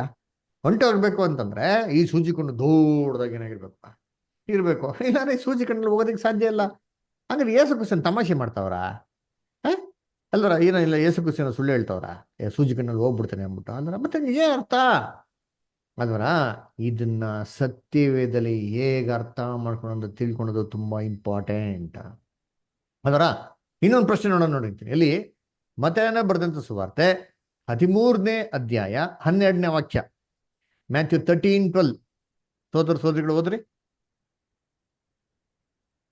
ಬಿಂದು ಸಿಸ್ಟರ್ ಓದ್ತೀರಾ? ಮತ್ತೆ 13ನೇ ಅಧ್ಯಾಯ 12ನೇ ವಾಕ್ಯ. ಓಕೆ, ಯಾಕೆಂದರೆ ಓದಿಷ್ಟ. ಇದ್ದವನಿಗೆ ಕೊಡಲ್ಪಡುವುದು, ಅವನಿಗೆ ಮತ್ತು ಹೆಚ್ಚಾಗುವುದು, ಇಲ್ಲದವನ ಕಡೆಯಿಂದ ಇದ್ದದ್ದು ತೆಗೆಯಲ್ಪಡುವುದು. ನೋಡ್ರ, ನಾನು ಅವರ ಸಂಗಡ ಸಾಮ್ಯ ರೂಪವಾಗಿ ಮಾತನಾಡುವುದಕ್ಕೆ ಕಾರಣವೇನೆಂದರೆ, ಥ್ಯಾಂಕ್ ಯು ಸಿಸ್ಟರ್. ಅದಕ್ಕೆ ನೋಡ್ಬೇಕಾದ್ರೆ ಕರ್ತನಲ್ಲಿ ಪ್ರೀತಿ ಅನ್ಸಗಳೇ, ಇಲ್ಲಿ ಏನಪ್ಪ ಹೇಳ್ತಾರೆ ಅಂತಂದ್ರೆ ಏನ್ರಿ, ಇದ್ದವನಿಗೆ ಕೊಡಲ್ಪಡುವುದು, ಅವನ್ ಮತ್ತು ಹೆಚ್ಚಾಗುವುದು, ಇಲ್ಲದವನ ಹತ್ರ ಇರೋದ್ನು ಕೂಡ ತಗೊಂಡ್ಬಿಡ್ತಾರಂತೆ ಅಲ್ವರ. ಸೊ ಇಲ್ಲಿ ಏನರ್ಥ, ಇದ್ದವನ್ಗೇ ಕೊಡ್ತಾ ಇರ್ತಾರಂತೆ, ಇಲ್ಲದವನ ಹತ್ರ ಇರೋದ್ನು ಕೂಡ ತಗೊಂಡ್ಬಿಡ್ತಾರಂತೆ ರೀ. ಇದೇನರ್ಥ ಯೋಚನೆ ಮಾಡ್ರಿ ಅದರ. ಈ ವಾಕ್ಯ ತಾತ್ವಿಕವಾದ ಓದಿದ ಜ್ಞಾನ. ನಮ್ಗೆ ಏನ್ ಅನ್ಸ್ಬಿಡ್ತಾರೆ ಅಂದ್ರೆ, ಅಯ್ಯೋ ದುಡ್ಡಿದ್ದವನ್ಗೆ ಕೊಡ್ತಾ ಇರ್ತಾರೆ, ದುಡ್ಡು ಯಾರ ಹತ್ರ ಇಲ್ವೋ ಅವತ್ತು ಇರೋದ್ನು ಕೂಡ ಏನ್ ಮಾಡ್ಬಿಡ್ತಾರೆ, ತಗೊಂಡ್ಬಿಡ್ತಾರೆ ಅಂತ ಹೇಳ್ತಾರೆ. ಹಂಗಾರೆ ಏನು ಯೇಸು ಕ್ರಿಸ್ತು ದುಡ್ಡು ಬಗ್ಗೆ ಮಾತಾಡ್ತಾವ್ರ ಅಲ್ವ? ಯೋಚನೆ ಮಾಡಿ, ಇದ್ದವನ್ಗೆ ಕೊಡ್ತಾ ಇದಾರೆ, ಇಲ್ದಿರೋನ್ಗೆ ಕೊಡೋದು ಯಾವಾಗ? ಇಲ್ದಿರೋ ಹತ್ರ ಇರೋನ್ ತಗೊಂಡ್ಬಿಟ್ರೆ ಅವನು ವಾಸ ಮಾಡೋದು ಹೆಂಗೆ ಅಲ್ವರ? ಈ ತರ ಸತ್ಯವೇದದಲ್ಲಿ ಎಷ್ಟೋ ವಾಕ್ಯಗಳೇನಾಗಿದೆ ಇದೆ ಅಲ್ವರ, ನಮ್ಗೆ ಅರ್ಥ ಮಾಡ್ಕೊಳಕ್ಕೆ ತುಂಬಾ ಕಷ್ಟವಾಗಿರೋಂಥದ್ದು. ಇವೆಲ್ಲಾ ವಾರ್ತೆಗಳನ್ನ ನಾವು ಹೇಗೆ ಅರ್ಥ ಮಾಡ್ಕೊಳಕ್ಕೆ ಸಾಧ್ಯ? ಕರ್ತನಲ್ಲಿ ಪ್ರೀತಿಗಳೇ, ಅದಕ್ಕೆ ಸತ್ಯವೇದನ್ನ ಫಸ್ಟು ನಾವು ಸ್ಟಡಿ ಮಾಡೋದು ಇಂಪಾರ್ಟೆಂಟ್. ಇದನ್ನ ಸ್ಟಡಿ ಮಾಡ್ಬೇಕಾದ್ರೆ ಇದನ್ನ ಹೇಗೆ ಸ್ಟಡಿ ಮಾಡೋದು ಕೂಡ ತಿಳ್ಕೊಳೋದೇನ್ರಿ ತುಂಬಾ ಇಂಪಾರ್ಟೆಂಟ್ ಅಲ್ವರ. ನೋಡಿ, ಓದ್ಬೇಕು ಅಂತ ಎಲ್ಲರಿಗೂ ಆಸಕ್ತಿ ಇರ್ತದೆ, ಆದ್ರೆ ಹೇಗ್ ಓದೋದು ಅಂತ ತಿಳ್ಕೊಳೋದೇನ್ರಿ ತುಂಬಾ ಇಂಪಾರ್ಟೆಂಟ್ ಅಲ್ವರ. ಹಂಗೆ ಹೇಗ್ ಓದೋದು, ಯಾರ ಹತ್ರ ಕೇಳಬೇಕು ಅಂತಂದ್ರೆ, ನಾವು ಹೋಗ್ಬಿಟ್ಟು ನಮ್ಮ ಕರ್ತನ ಹತ್ರ ಕೇಳಬೇಕು, ನಮ್ಮ ಯೇಸು ಪ್ರಭು ಅಂತ ಕೇಳಬೇಕು. ಅವ್ರು ಕೇಳಿದ್ರೆ ಉತ್ತರ ಕೊಡ್ತಾರ ಅಂದ್ರೆ ಎಸ್, ಉತ್ತರ ಕೊಡ್ತಾರೆ. ಮತ್ತೆ 7ನೇ ಅಧ್ಯಾಯ 7ನೇ ವಾಕ್ಯದವ್ರು ಹೇಳ್ತಾರೆ, ಬೇಡಿಕೊಳ್ಳಿರಿ ಏನ್ರಿ ನಿಮ್ಗೆ ಕೊಡಲ್ಪಡುವುದು, ಹುಡುಕಿರಿ ನಿಮ್ಗೆ ಸಿಗುವುದು, ತಟ್ಟಿರಿ ನಿಮ್ಗೆ ತೆರೆಯಲ್ಪಡುವುದು ಅಂತ ಹೇಳ್ತಾರೆ. ಹಂಗಾರೆ ಬೇಡ್ಕೊಂಡ್ರೆ, ಹುಡುಕಿದ್ರೆ, ತಟ್ಟಿದ್ರೆ ದೇವ್ರು ನಮ್ಗೆ ಕೊಡ್ತಾರ? ದೇವ್ರು ನಮ್ಗೆ ಪ್ರಶ್ನೆಗಳಿಗೆಲ್ಲ ಉತ್ತರಗಳು ಸಿಗ್ತದ? ಆ ಪ್ರಶ್ನೆಗಳಿಗೆಲ್ಲ ಉತ್ತರಗಳನ್ನ ತೆರೀತಾರ ಅಂತಂದ್ರೆ ಖಂಡಿತವಾಗೂ ತೆರೀತಾರೆ. ಯಾಕಂದ್ರೆ ಯೇಸು ಕ್ರಿಸ್ತು ಹೇಳ್ಬಿಟ್ರು, ಬೇಡ್ಕೊಳ್ರಿ, ಹುಡುಕ್ರಿ, ತಟ್ರಿ ಅಂತ. ಹಂಗ ನಾವೇನ್ ಮಾಡ್ಬೇಕು ಅಂದ್ರೆ, ಸತ್ಯವೇದಲ್ಲಿ ಇವೆಲ್ಲ ಪ್ರಶ್ನೆಗಳಿಗೆ ಹುಡುಕಿ ತಟ್ಟಿದ್ರೆ ಈಗೆಲ್ಲ ಉತ್ತರ ಏನಾಗ್ತದೆ, ಸಿಗ್ತದೆ. ಮೊದಲು ನಾವು ತಿಳ್ಕೊಬೇಕಾದ ಏನಪ್ಪಾ ಅಂದ್ರೆ, ಬೈಬಲ್ಲು ಒಂದು ಸೀಲ್ಡ್ ಆಗಿರೋಂಥ ಬುಕ್ ರೀ. ಈ ಬೈಬಲ್ನ ಯಾರು ಅಷ್ಟಿಗೆ ಅರ್ಥ ಮಾಡ್ಕೊಳಕ್ ಸಾಧ್ಯ ಇಲ್ಲ ರೀ. ಈ ಬೈಬಲ್ ಅರ್ಥ ಮಾಡ್ಕೊಬೇಕು ಅಂದ್ರೆ ಅದಕ್ಕೆ ಹಾಕಿರೋಂಥ ಒಂದು ಬೀಗಿದ ಕೈ ನಾವೇನ್ ಮಾಡ್ಬೇಕು, ಫಸ್ಟ್ ಅದನ್ನ ಬಿಚ್ಚಲ್ಪಡಬೇಕು. ಬಿಗಿದ ಕೈ ಇದ್ರೆ ನಾವೇನೆ ಲಾಕ್ನ ಓಪನ್ ಮಾಡಕ್ ಸಾಧ್ಯ ಅಲ್ಲ. ಹಂಗಾರೆ ಬಿಗಿದ ಕೈ ಏನಪ್ಪಾ ಅಂತ ತಿಳ್ಕೊಬೇಕ್ರಿ. ಈ ಸತ್ಯವೇದ ಅನ್ಲಾಕ್ ಮಾಡಕ್ಕೆ ಕೀಸ್ಗಳು ಯಾವ್ದು ಮಾಡಕ್ ನಾವು ತಿಳ್ಕೊಬೇಕ್ರಿ. ಆ ಬಿಗಿದ ಕೈ ಸಿಕ್ಬಿಟ್ರೆ ನಾವು ಸತ್ಯವೇದ ಕ್ಲೀನಾಗಿ ಅರ್ಥ ಮಾಡ್ಕೋಬಹುದು. ಹಂಗಾರೆ ಬೈಬಲ್ನ ಅರ್ಥ ಮಾಡ್ಕೊಂತ ಮೊದಲನೇ ಬಿಗಿದ ಕೈ ಯಾವ್ದು ಗೊತ್ತಾ? ಏಷಯ 34ನೇ ಅಧ್ಯಾಯ 16ನೇ ವಾಕ್ಯದಲ್ಲಿ ಹೇಳ್ತಾರೆ ನೋಡಿ, ಓದನ. ಏಷಯ 34:16. ಅಬ್ರಹಾಂ ಬ್ರದರ್ ಓದ್ಬೋದಾ Bible? Isaiah 34:16. Abraham brother. Okay, Ashok brother ಓದ್ಬೋದಾ? ಯೆಹೋವನ ಶಾಸ್ತ್ರದಲ್ಲಿ ಹುಡುಕಿ ಓದಿರಿ, ಇವುಗಳಲ್ಲಿ ಯಾವುದೂ ಇಲ್ಲದಿರದು, ಎಲ್ಲವೂ ಜೊತೆ ಜೊತೆಯಾಗಿರುವು. ಆತನ ಬಾಯಿಂದ ಅಪ್ಪಣೆಯಾಯ್ತಲ್ಲವೇ, ಆತನ ಆತ್ಮವು ಇವುಗಳನ್ನು ಒಟ್ಟಿಗೆ ಬರಮಾಡಿತಷ್ಟೇ. ನೋಡೋರ ಏನ್ ಹೇಳ್ತಾರೆ? ಯೆಹೋವನ ಶಾಸ್ತ್ರದಲ್ಲಿ ಹುಡುಕಿ ಓದಿರಿ. ಅಂದ್ರೆ ಬೈಬಲ್ನ ಹೇಗೆ ಓದ್ಬೇಕು ಅಂತ ಕೊಟ್ಟಿರ್ತಾರೆ, ಹುಡುಕಿ ಓದ್ಬೇಕಂತೆ. ಈ ತರ ಸತ್ಯವೇದನ ಹುಡುಕಿ ಓದಿದ್ರೆ ಏನ್ರಿ ಒಂದು ಇಲ್ಲದಂತಿರೋದು. ಹಂಗಾರೆ ಎಲ್ಲಾ ಪ್ರಶ್ನೆಗಳಿಗೆ ಸತ್ಯವೇದ ಏನಂತೆ ಉತ್ತರ ಇದ್ದೇ ಇದೆ ಅಂತೆ. ಅಲ್ಲರ ಒಂದು ಇಲ್ಲದಿರೋದು, ಎಲ್ಲವೂ ಜೊತೆ ಜೊತೆ ಆಗಿರ್ತಂತೆ. ನೋಡ್ರಿ, ಹಂಗಾರೆ ಏನರ್ಥ ಅಂದ್ರೆ ಎಲ್ಲಾ ಜೊತೆ ಇರ್ತಂತೆ. ಏನಿದೆ ಜೊತೆ? ಅದರ ಜೊತೆ ಅಂದ್ರೇನು? ಜೋಡಿ. ಅದರ ದೇವರ ಬಾಯಿಂದ ಅಪ್ಪಣೆ ಆಯ್ತಲ್ವೇ, ದೇವರ ಆತ್ಮ ಪವಿತ್ರಾತ್ಮದ ಏನ್ ಮಾಡೋದಿನಲ್ಲ ನಾವು ಸೇರಿಸ್ಬಿಡ್ತೀವಿ. ಏನಪ್ಪ ಇದು ಜೋಡಿ? ಜೋಡಿ ಅಂದ್ರೆ ಏನಪ್ಪ ಅಂತಂದ್ರೆ ಏನ್ರಿ, ನೆಗೆಟಿವ್ಗೆ ಜೋಡಿ ಯಾವ್ದಪ್ಪ ಅಂದ್ರೆ ಪಾಸಿಟಿವ್ ರೀ. ಉತ್ತರ ಅಂದ್ರೆ ಉತ್ತರ ದಿಕ್ಕಿದಲ್ಲ, ಉತ್ತರ ದಿಕ್ಕಿಗೆ ಜೋಡಿ ಯಾವ್ದಂದ್ರೆ ಏನ್ರಿ ದಕ್ಷಿಣ. ಪೂರ್ವಕ್ಕೆ ಜೋಡಿ ಯಾವ್ದಪ್ಪ ಅಂದ್ರೆ ಏನ್ರಿ ದಕ್ಷಿಣ ರೀ. ಅದರ ಸಾರಿ ಪಶ್ಚಿಮ. ಅದರ ಸೊ ನೋಡ್ಬೇಕು, ಈಸ್ಟಿಗೆ ವೆಸ್ಟ್, ನಾರ್ತ್ಗೆ ಸೌತ್, ನೆಗೆಟಿವ್ಗೆ ಪಾಸಿಟಿವ್. ಅದರ ಇದೇನಾಗಿದೆ ಜೋಡಿ ಆಗಿದೆ. ಅದರ ಆಯ್ತರ ಗಂಡಿಗೆ ಜೋಡಿ ಯಾವುದು? ಹೆಣ್ಣು. ಹೆಣ್ಣು.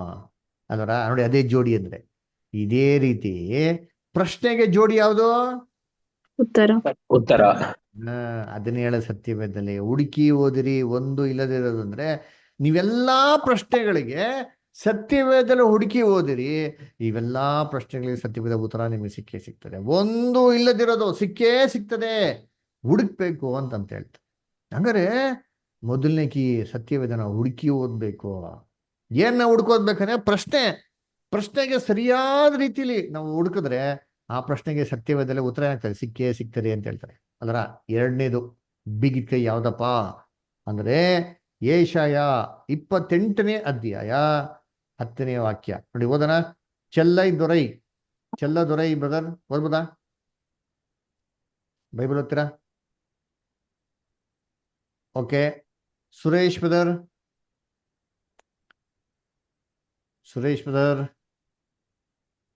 ಓಕೆ, ಡ್ಯಾನಿಯಲ್ ಬ್ರದರ್ ಬೈಬಲ್ ಓದ್ಬೋದಾ? ಓಕೆ,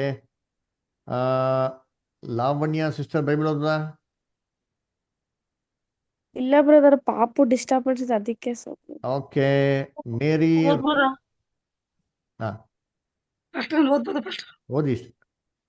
ಆಜ್ಞೆಯ ಮೇಲೆ ಆಜ್ಞೆ, ಆಜ್ಞೆಯ ಮೇಲೆ ಆಜ್ಞೆ, ಸ್ತೋತ್ರದ ಮೇಲೆ ಸ್ತೋತ್ರ, ಸೂತ್ರದ ಮೇಲೆ ಸೂತ್ರ, ಇಲ್ಲಿ ಸ್ವಲ್ಪ ಅಲ್ಲಿ ಸ್ವಲ್ಪ ಪ್ರಕಟಿಸುತ್ತನಲ್ಲ, ಇತ್ಯಾದಿ. ನೋಡ್ರ, ಇಲ್ಲಿ ಓದಿದ್ರೆ ಏನ್ ಹೇಳ್ತಾರೆ ಅಂದ್ರೆ ಏನ್ರಿ, ದೇವರು ತನ್ನ ಉಪದೇಶಗಳನ್ನ ಯಾರಿಗೆ ಟೀಚ್ ಮಾಡ್ತಾರೆ? ಅದರ ಯಾರಿಗೆ ಟೀಚ್ ಮಾಡ್ತಾರೆ ಅಂತ ಹೇಳ್ತಾರೆ, ಹೇಗೆ ಟೀಚ್ ಮಾಡ್ತಾನೆ ಹೇಳ್ತಾರೆ? ಆಜ್ಞೆ ಮೇಲೆ ಆಜ್ಞೆ ಅಂತರಿ. ಆಜ್ಞೆ ಮೇಲೆ ಆಜ್ಞೆ ಅಂತೆ ಏನ್ರಿ, ಸೂತ್ರದ ಮೇಲೆ ಸೂತ್ರ ಅಂತೆ. ಅದರ ಇಲ್ಲಿ ಸ್ವಲ್ಪ ಅಲ್ಲಿ ಸ್ವಲ್ಪ ಅಂತೆ. ಅಂದ್ರೆ ಸತ್ಯವೇದನ ದೇವರು ಹೆಂಗಪ್ಪ ಟೀಚ್ ಮಾಡ್ತಾರೆ ಅಂತಂದ್ರೆ ಒಂದ್ರ ಮೇಲೆ ಒಂದ್ರ ಮೇಲಂತೆ. ಒಂದು ಟೀಚಿಂಗ್ ಆಮೇಲೆ ಇನ್ನೊಂದು ಟೀಚಿಂಗು, ಒಂದು ಟೀಚಿಂಗ್ ಆಮೇಲೆ ಇನ್ನೊಂದು ಟೀಚಿಂಗು, ಇಲ್ಲಿ ಸ್ವಲ್ಪ ಅಲ್ಲಿ ಸ್ವಲ್ಪ ಅಂತೆ. ಕರ್ತನಲ್ಲಿ ಪ್ರೀತಿ ಒಂದೇ ಸರಿ ದೇವ್ರ ಬೈಬಲ್ನ ಟೀಚ್ ಮಾಡಲ್ಲ. ಅಲ್ರ ಇಲ್ಲಿ ಸ್ವಲ್ಪ ಅಲ್ಲಿ ಸ್ವಲ್ಪ. ಏನಿದು ಇಲ್ಲಿ ಸ್ವಲ್ಪ ಅಲ್ಲಿ ಸ್ವಲ್ಪ ಅಂದ್ರೆ ಬೈಬಲ್ನ ಹೇಗ್ ಬರ್ದಿದ್ದಾರಪ್ಪ ಅಂತೇಳಿ ಹೇಳ್ಕೊಡ್ತಾರೆ. ಇದನ್ನ ಇದೇ ರೀತಿ ಓದ್ಬೇಕು ಅಂತ ಹೇಳ್ತಾರೆ. ಇಲ್ಲಿ ಸ್ವಲ್ಪ ಅಲ್ಲಿ ಸ್ವಲ್ಪ ಅಂದ್ರೆ ನೋಡಿ, ಸತ್ಯವೇದನ ಓದ್ತಾ ಇರ್ಬೇಕಾದ್ರೆ ಎಷ್ಟೋ ಪ್ರಶ್ನೆಗಳಿದ್ದಾರೆ. ಅದರ ಆದಿಕಾಂಡದಲ್ಲಿ ಓದ್ತಾ ಇರ್ತಾರೆ, ಎಷ್ಟೋ ಪ್ರಶ್ನೆಗಳು ಬರ್ತಾರೆ. ಆ ಪ್ರಶ್ನೆ ಕೆಳಗಡೆನೆ ಉತ್ತರ ಬರ್ಬಿಟ್ಟಿದ್ದಾರಾ ಅಂತಂದ್ರೆ ಇಲ್ಲ ರೀ. ಆ ಪ್ರಶ್ನೆ ಕೆಳಗಡೆನೆ ಉತ್ತರ ಏನಾಗಿದೆ ಅಲ್ಲಿ ಬರ್ದಿಲ್ಲ. ಆ ಪ್ರಶ್ನೆಗೆ ಉತ್ತರ ಎಲ್ಲೋ ಬೇರೆ ಕಡೆ ಏನ್ ಮಾಡಿದ್ದಾರೆ ಬರ್ದಿರ್ತಾರೆ. ಅದಕ್ಕೆ ಹೇಳೋದು ಇಲ್ಲಿ ಸ್ವಲ್ಪ ಅಲ್ಲಿ ಸ್ವಲ್ಪ. ಅದೇನಪ್ಪ ಎಕ್ಸಾಂಪಲ್ ಅಂತ ಇನ್ನು ಸ್ವಲ್ಪ ಕ್ಷಣಗಳಲ್ಲಿ ನಾವು ನೋಡೋಣ. ಇದು ಎರಡನೇ ಬೀದ್ ಕೈ, ಇಲ್ಲಿ ಸ್ವಲ್ಪ ಅಲ್ಲಿ ಸ್ವಲ್ಪ. ಮೂರನೇದು ಏನಪ್ಪಾ ಅಂತಂದ್ರೆ ಮೂರನೇ ಬಿಗಿದ ಕೈ 2ನೇ ತಿಮೋತಿ 2ನೇ ಅಧ್ಯಾಯ 15ನೇ ವಾಕ್ಯದಲ್ಲಿದೆ. ಎಲ್ಲಪ್ಪ ಅಂದ್ರೆ 2 ತಿಮೋತಿ 2:15. ಹೇಳಿ ಓದೋಣ. ಎಲ್ಲಿ ಯಾರು ಓದ್ತೀರಾ? ಮೇರಿ ರೋಸರಿ ಸಿಸ್ಟರ್ ಓದ್ಬೋದಾ? ಮೇರಿ ರೋಸರಿ ಸಿಸ್ಟರ್ ಬೈಬಲ್ ನೀನು ದೇವರ ದೃಷ್ಟಿಗೆ ಯೋಗ್ಯನಾಗಿ ಕಾಣಿಸಿಕೊಳ್ಳುವುದಕ್ಕೆ ಪ್ರಯಾಸ ಪಡು. ಅವಮಾನಕ್ಕೆ ಗುರಿಯಾಗದೆ ಕೆಲಸದವನು, ಸತ್ಯವಾಕ್ಯವನ್ನು ಸರಿಯಾಗಿ ಉಪದೇಶಿಸುವವನು ಆಗಿರು. ನೋಡ್ರ, ಸತ್ಯವಾಕ್ಯನ ಸರಿಯಾಗಿ ಉಪದೇಶಿಸವನಾಗಿರ್ಬೇಕು ಅಂತ. ಅದಕ್ಕೆ ಇಂಗ್ಲೀಷಲ್ಲಿ ಬರ್ತಾರೆ. ಇಂಗ್ಲೀಷಲ್ಲಿ ಓದೋಣ. ಯಾರು ಇಂಗ್ಲೀಷ್ ಬೈಬಲ್ ಇದೆಯಾ? ಓದ್ತೀರಾ? ಸರಿ, ವಿಕ್ರಮ್ ಬ್ರದರ್ ಇಂಗ್ಲೀಷಲ್ಲಿ ಓದ್ಬೋದಾ? ಓದಿ.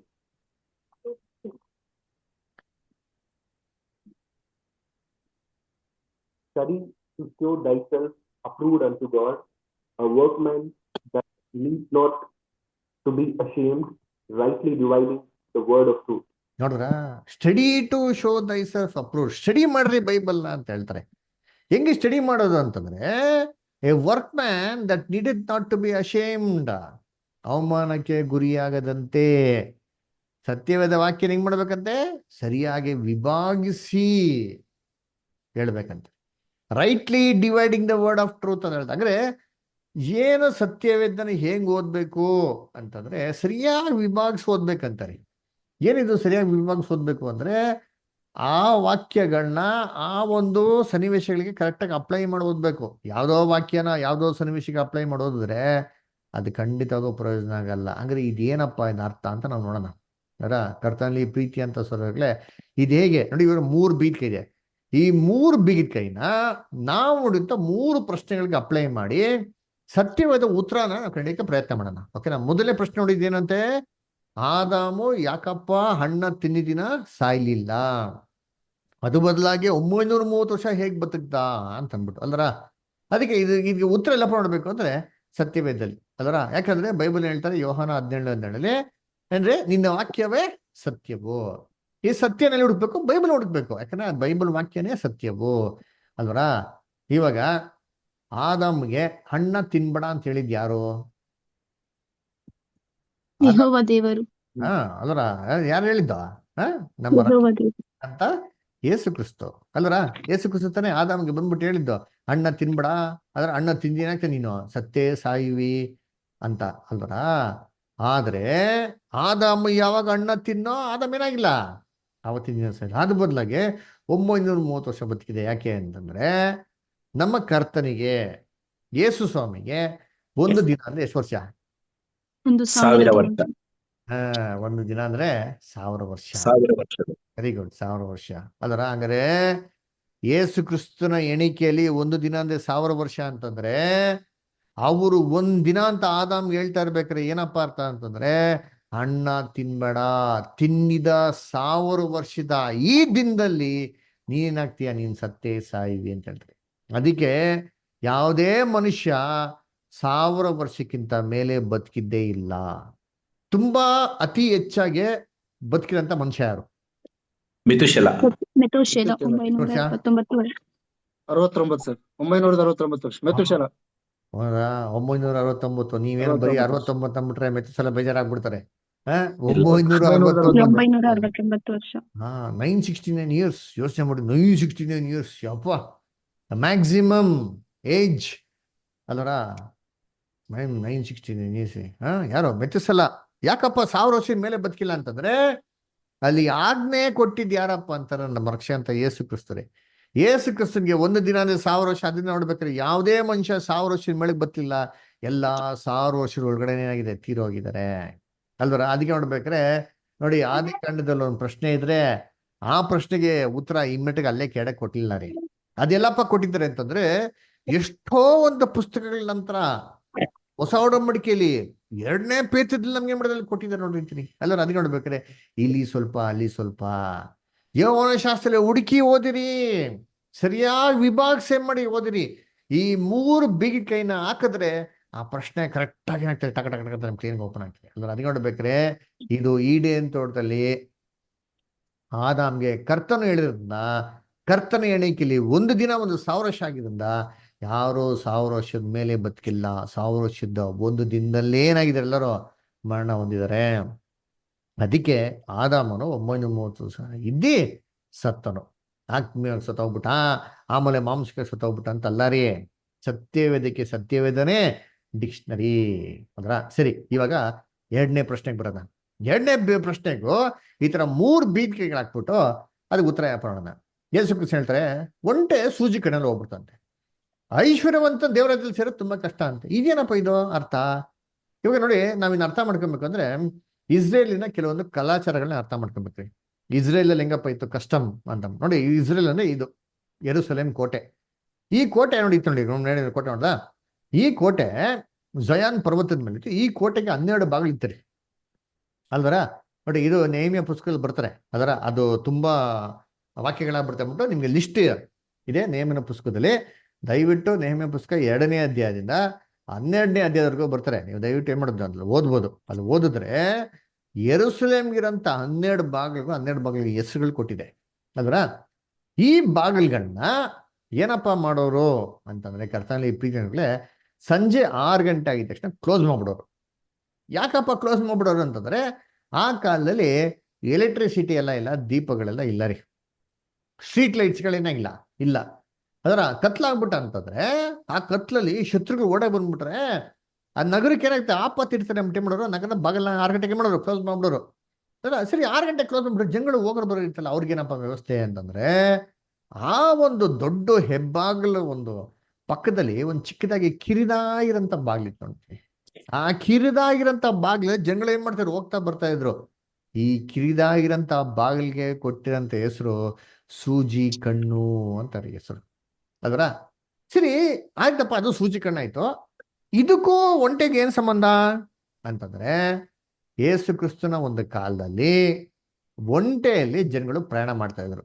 ಯಾರೋ ತುಂಬಾ ದೊಡ್ಡ ದೊಡ್ಡ ಶ್ರೀಮಂತರಲ್ಲ, ಇಸ್ರೇಲ್ ಅಲ್ಲಿ ಇದ್ದವರೆಲ್ಲ ಒಂಟೆನ ಪ್ರಯಾಣ ಮಾಡ್ತಾ ಇದ್ರು. ಮತ್ತೆ ಬಡವರೆಲ್ಲ ಹೆಂಗ್ ಹೋಗ್ತಾ ಇದ್ರು? ಬಡವರೆಲ್ಲ ಕತ್ತೆ ಮೇಲೆ ಹೋಗ್ತಾ ಇದ್ರು. ಚೆನ್ನಾಗಿ ಅರ್ಥ ಇದೆಯಾ ಏನ್ರಿ? ಯೇಸು ಕ್ರಿಸ್ತ ಯೆರೂಸಲೇಮಿಗೆ ಬಂದಿದ್ದು ಯಾವ ಒಂದು ಪ್ರಾಣಿ ಮೇಲೆ ಕೂತ್ಕೊಂಡು? ಕತ್ತೆಯ ಮೇಲೆ. ಕತ್ತೆ. ಯಾಕೆ ಕತ್ತೆ ಮೇಲೆ ಬಂದರು? ಅದರ ಅವ್ರದ BMW ಇಲ್ಲ ರೀ, ಅವತ್ತಿದ್ರು ಒಂದು 800 ಅದರ ಆತರ ಇಮ್ಯಾಜಿನ್ ಮಾಡ್ಕೊಳ್ಳಿ. ಅಂದ್ರೆ ಅದಕ್ಕೆ ಮಾಡಿದ್ರೆ ಕತ್ತೆ ಮೇಲೆ ಬಂದವ್ರೆ.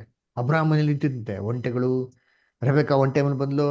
ಯಾರ ಯೋಬನ ಮೇಲೆ ಎಷ್ಟಿತ್ತು ಒಂಟೆಗಳು ಅಲ್ವರ. ಕತ್ತೆಗಳಿಗೆ ಕೊಟ್ಟಾರ ಇಲ್ಲ ನೋಡ್ರಿ. ಒಂಟೆ ಶ್ರೀಮಂತರೆಲ್ಲ ಮುಟ್ಟ ಕಾಲದಲ್ಲಿ ಇದ್ದಿದ್ದು ಒಂಟೆಗಳು, ಬಡವರೆಲ್ಲ ಇದ್ದಿದ್ದು ಏನಪ್ಪ ಬರೀ ಕತ್ತೆಗಳು ಅಲ್ವರ. ಅದಕ್ಕೆ ನೋಡ್ಬೇಕ್ರೆ ಇಸ್ರೇಲಿನ ನ್ಯಾಯಾಧಿಪತಿಗಳು ಅವ್ರಲ್ಲಿ ಏನ್ ಮಾಡೋರು, ಎಲ್ಲ ಪ್ರಯಾಣ ಮಾಡ್ಬೇಕಾರೆ ಬರೀ ಕತ್ತೆ ಮೇಲೆ ಮಾಡೋರು, ಪ್ರಯಾಣ ಮಾಡೋರು ನೋಡಿರ್ತೀನಿ ಅಲ್ವರ.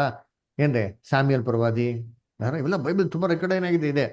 ಹಂಗಿರ್ಬೇಕಾರೆ ಈ ಒಂಟೆಗೂ ಸೂಜಿ ಕಡೆ ಹೋಗೋದಿಕ್ಕೆ ಏನ್ ಸಂಬಂಧ ಅಂತಂದ್ರೆ, ಒಬ್ಬ ಶ್ರೀಮಂತ ಅವನು ಒಂಟೆ ತಗೊಂಡು ನಾನು ಹೊರದೇಶಕ್ಕೆ ಏನಾರ ಹೋಗ್ತಾನೆ ಅಂದ್ರೆ, ಏನೋ ಯೆರೂಸಲೇಮ್ ಬಿಟ್ಟು ಎಲ್ಲ ಹೊರಗಡೆ ಹೋಗ್ತಾನೆ ಅಂತಂದ್ರೆ, ಅವನು ಬಿಸ್ನೆಸ್ ಮಾಡಕ್ ಹೋಗ್ತಾ ಇದ್ದಾನೆ. ತಿರ್ಗಾ ಬರ್ಬೇಕಾದ್ರೆ ಬರೀ ಕೈನಲ್ಲಿ ಬೀಸ್ಕೊಂಡ್ ಬರ್ತಾ ಇರ್ಲ ರೀ. ಅವನೇನ್ ಮಾಡೋಣ ಅಂದ್ರೆ, ಒಂಟೆ ಮೇಲೆ ಮನೆಗೆ ಏನೆಲ್ಲಾ ಬೇಕೋ ಎಲ್ಲಾ ಸಾಮಗ್ರಿಗಳನ್ನ ಹಾಕೊಂಡ್ ಬರ್ತಾ ಇದ್ದ. ಯಾಕೆ ಶ್ರೀಮಂತ ಬರೀ ಕೈನಲ್ಲಿ ಬರ್ತಾ ಇರಲ್ಲ. ಅದರ ಇಮೇಜ್ ಮಾಡಿ, ನೀವೇನೋ ಫಾರಿನ್ ಹೋಗ್ತೀರಾ ಅಂತಂದ್ರೆ ಮನೆಗೆ ಬರ್ಬೇಕು ಬರೀ ಕೈಯಲ್ಲಿ ಬರ್ತೀರಾ?